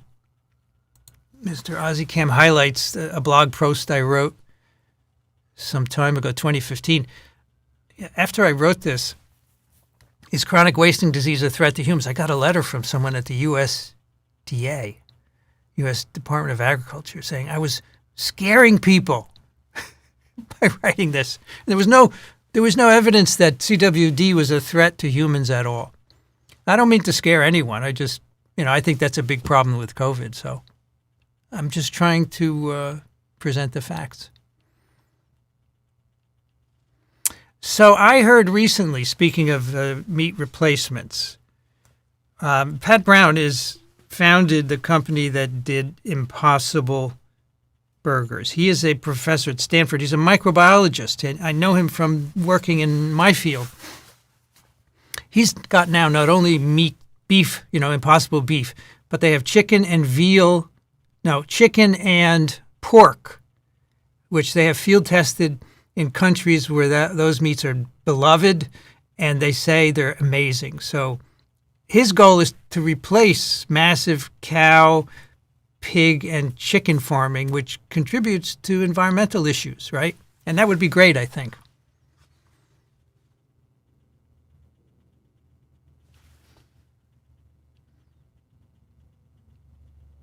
Okay, now we're talking about UK in the blood.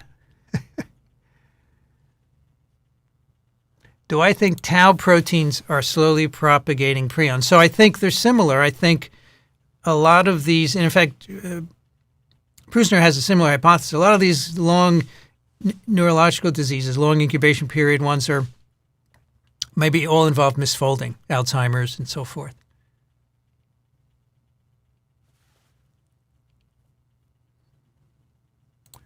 Incubation period is how long it takes for PRPSC to get to the brain.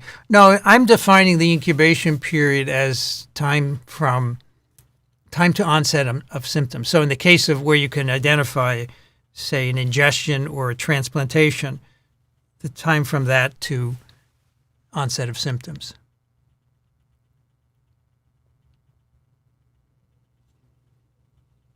Is this where the bathroom aerosol concerns come from? Well, that's part of it. If you have but it's very rare. The bathroom aerosol came from polyomaviruses, which everyone has, and everyone excretes, or most people excrete in urine. That's the concern. Although not really concerned, because those seem to be not pathogenic in us, right?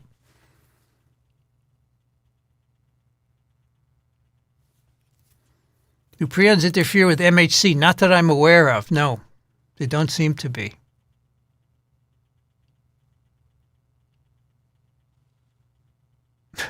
Do I still eat beef? I don't, no. I stopped eating actually years ago because both my parents died of colon cancer, and eating beef is a risk factor, so I don't. But I do eat Impossible beef, and I think it's amazing. I really like it. Are you vegetarian because you don't want to contribute? No, I'm vegetarian because I have a risk factor for colon cancer. But I think it's good to not contribute to killing animals. Yeah, I don't really like that. And I know how animals are slaughtered. It's horrible. So I don't really want to do that. Maybe the recently developed drugs for Alzheimer's will be used for TSC. I think they're not really that useful for even Alzheimer's. They're marginally useful, but it's better than nothing. So perhaps they will be useful to some extent for TSCs, yeah.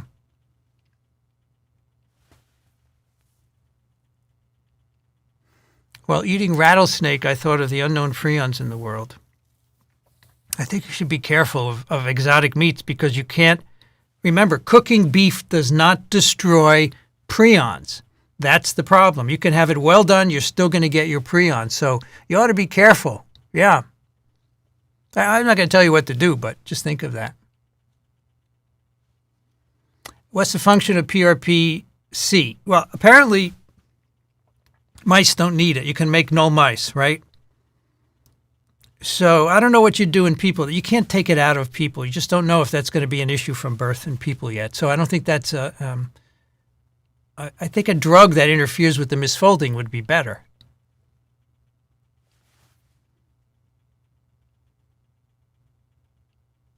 Paul suggested a TWIV with Adriano Aguzzi. Okay, good suggestion. Let me write it down. That would be cool. What's that? That would be cool. And I'll write it down on a sticky that'll get lost. Adriano Aguzzi prions. Okay.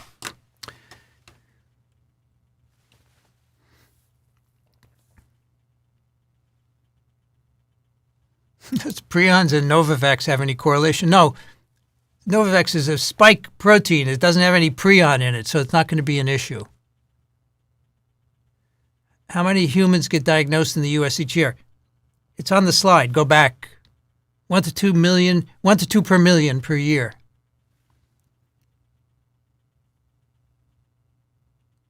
Do we know where the instructions come from for misfolding? No, we actually don't understand. There's a proper way it folds, and misfolding is an error, but not really, because in most of the other prions we know, the misfolded state actually has a different function. It's just in this one where it appears to be pathogenic and of no known function. The default function. We don't know in humans what the default function is, but Susan Lindquist studied prions in yeast, where the alternative, the misfolded state, is actually functional. And so, yes, for other proteins, the misfolding capacity is inheritable. It's a good thing, but only prions is it pathogenic. So Jeff says your breeding stock pigs should be old enough to develop prions. Okay, I'll take your word for it.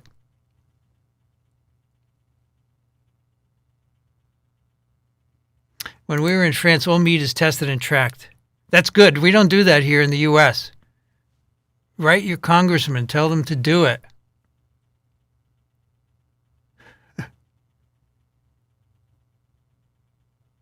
And yes, Animal Party says viral spillover, prion disease, eating animals. That's basically, that's why I said another consequence of what we do.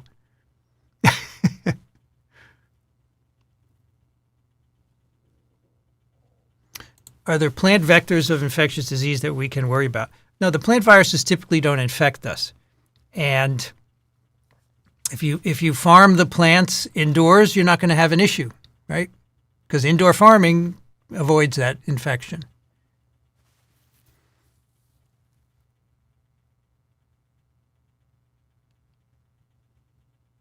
Sporadic, the rate is in one of the slides.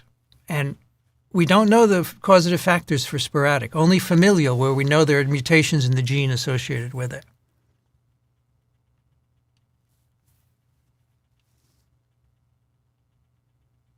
Sorry to run over today, but, it's the holiday, right? My gift to you.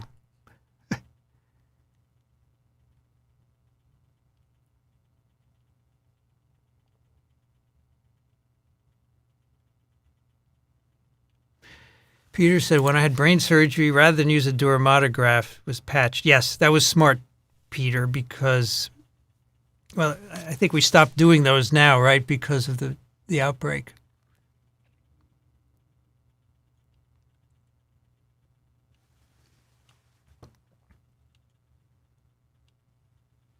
All right, Kate, thank you for your contribution. Really appreciate it. I don't understand how prions are reproduced. So you ingest PRPSC misfolded, and it causes your normal protein to misfold. It must bind to it and cause it to misfold. How that happens, if that's what you don't understand, then neither does anyone else. But that's the observation. Oh, can we do the quiz results? I'm so sorry. Yes, of course. That would be here and here. All right. Let me get my pointer. Apparently that's the wrong pointer. Here we go. Yeah, the answer is mice fed hamster PRP-SC do not develop disease. I have to blow this up. I can't even see it. There you go. Mice fed hamster PRP-SC do not develop disease unless they have a hamster PRP transgene. That's correct. Mice lacking the gene do not develop disease. That's correct. Humans consuming BSC beef develop disease. That's correct. Humans may sporadically develop disease. That's correct. Humans may transmit it to others via corneal transmitters. All of that is correct. So thank you, Kathy, for reminding me to do that. All right.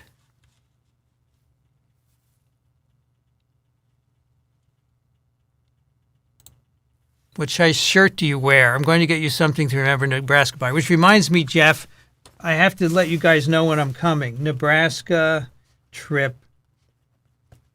I have to book my, it's not easy to get to Nebraska. You can't get direct flights from Newark. No. I would even switch airlines if I could get a direct flight, but nobody wants to go direct. Anyway, T-shirt, large T-shirt.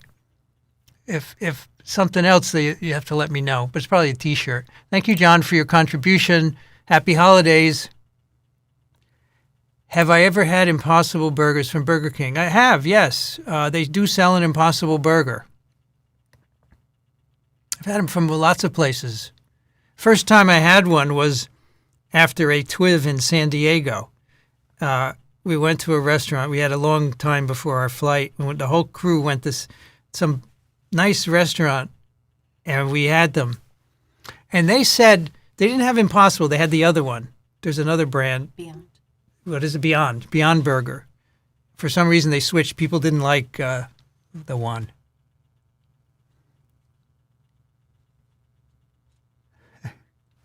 Have I ever met Stan Prusner? Oh, yes, several times. I have a great Stan Prusner story. I'm sorry to go over, but I was at a meeting in the UK once, and it was being held at a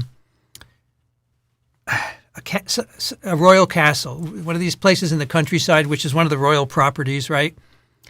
And it was one of the distant royal families, and they rented it out for conferences. I guess they needed money. So we had dinner in this room with a big table. There was a picture of the Queen on the wall. We had to get up and say to the Queen before we could eat and all that stuff. Anyway, Stan Prusner was at this meeting, and one day in the afternoon they took us out to shoot clay pigeons, actually just the discs. And Prusner was next to me, and he was laughing his head off. He didn't know what he was doing. He would just shoot and miss, and he'd scream with laughter. That's the way he laughs. He was so funny, and we were talking about it. He's a very funny guy. Yes, Prusner is quite, and he's a smart guy and very interesting and well-rounded, yes. I like Impossible Beef, but I'm concerned about the other stuff. I don't know. I don't think it's as bad as prions, right? But it's a good point. But, the taste is made by hemoglobin, so that's what gives it that beefy taste, apparently.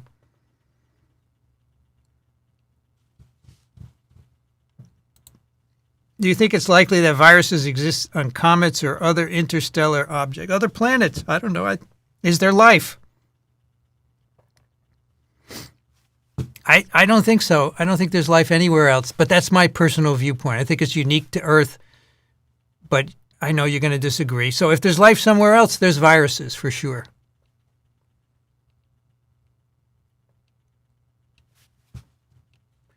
I am watching some of your older virology. What percentage of your course has changed? I think it changes about 5 to 10% a year. I try and update things. But remember, it's a principles course, so the core remains the same. But there are years when there were special lectures on like H5N1 influenza. So it can change. Like this installment, this lecture, I haven't done for a while. Unusual infectious agents.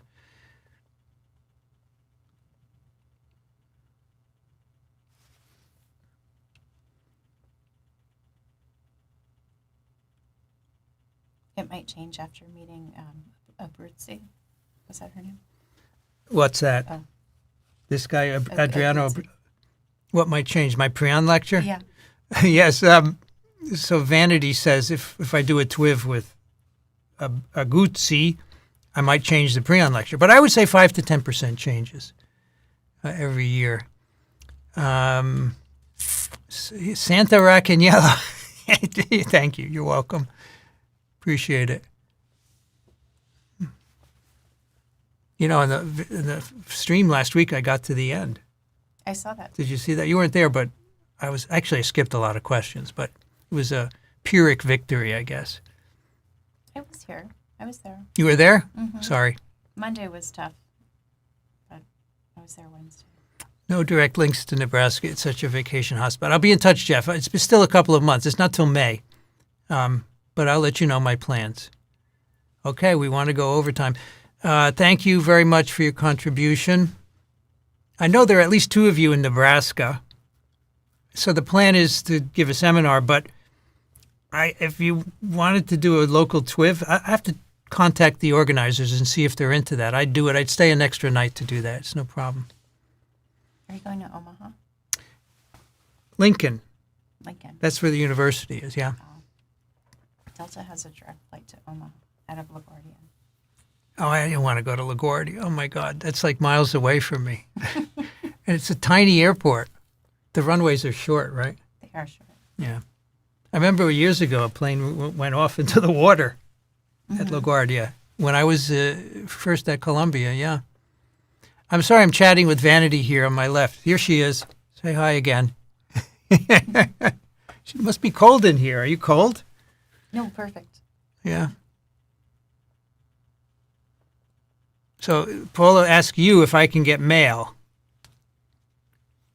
Okay, so wait on the mail. Someone sent a check here and it got bounced back to them. I don't know why, because I exist. So let me sort that out first. In the meantime, you could send it to my home address, but if you give me an email, vincent@microbe.tv, I will send it to you, okay?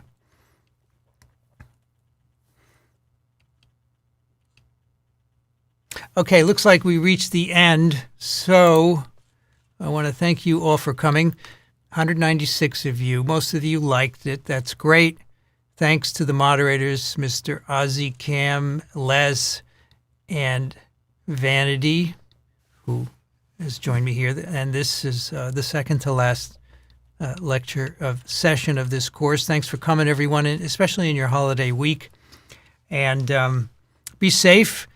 Don't worry about COVID, folks. If you're vaccinated, you're fine. And you shouldn't even get tested because all it does is make you anxious. I know many people who have gotten anxiety from testing, and it's completely unwarranted. So please be safe. And if you're traveling, be safe. And I'll be back Wednesday for our last session on therapeutic viruses. Meanwhile, thank you for coming, and thank you for your support. Bye-bye.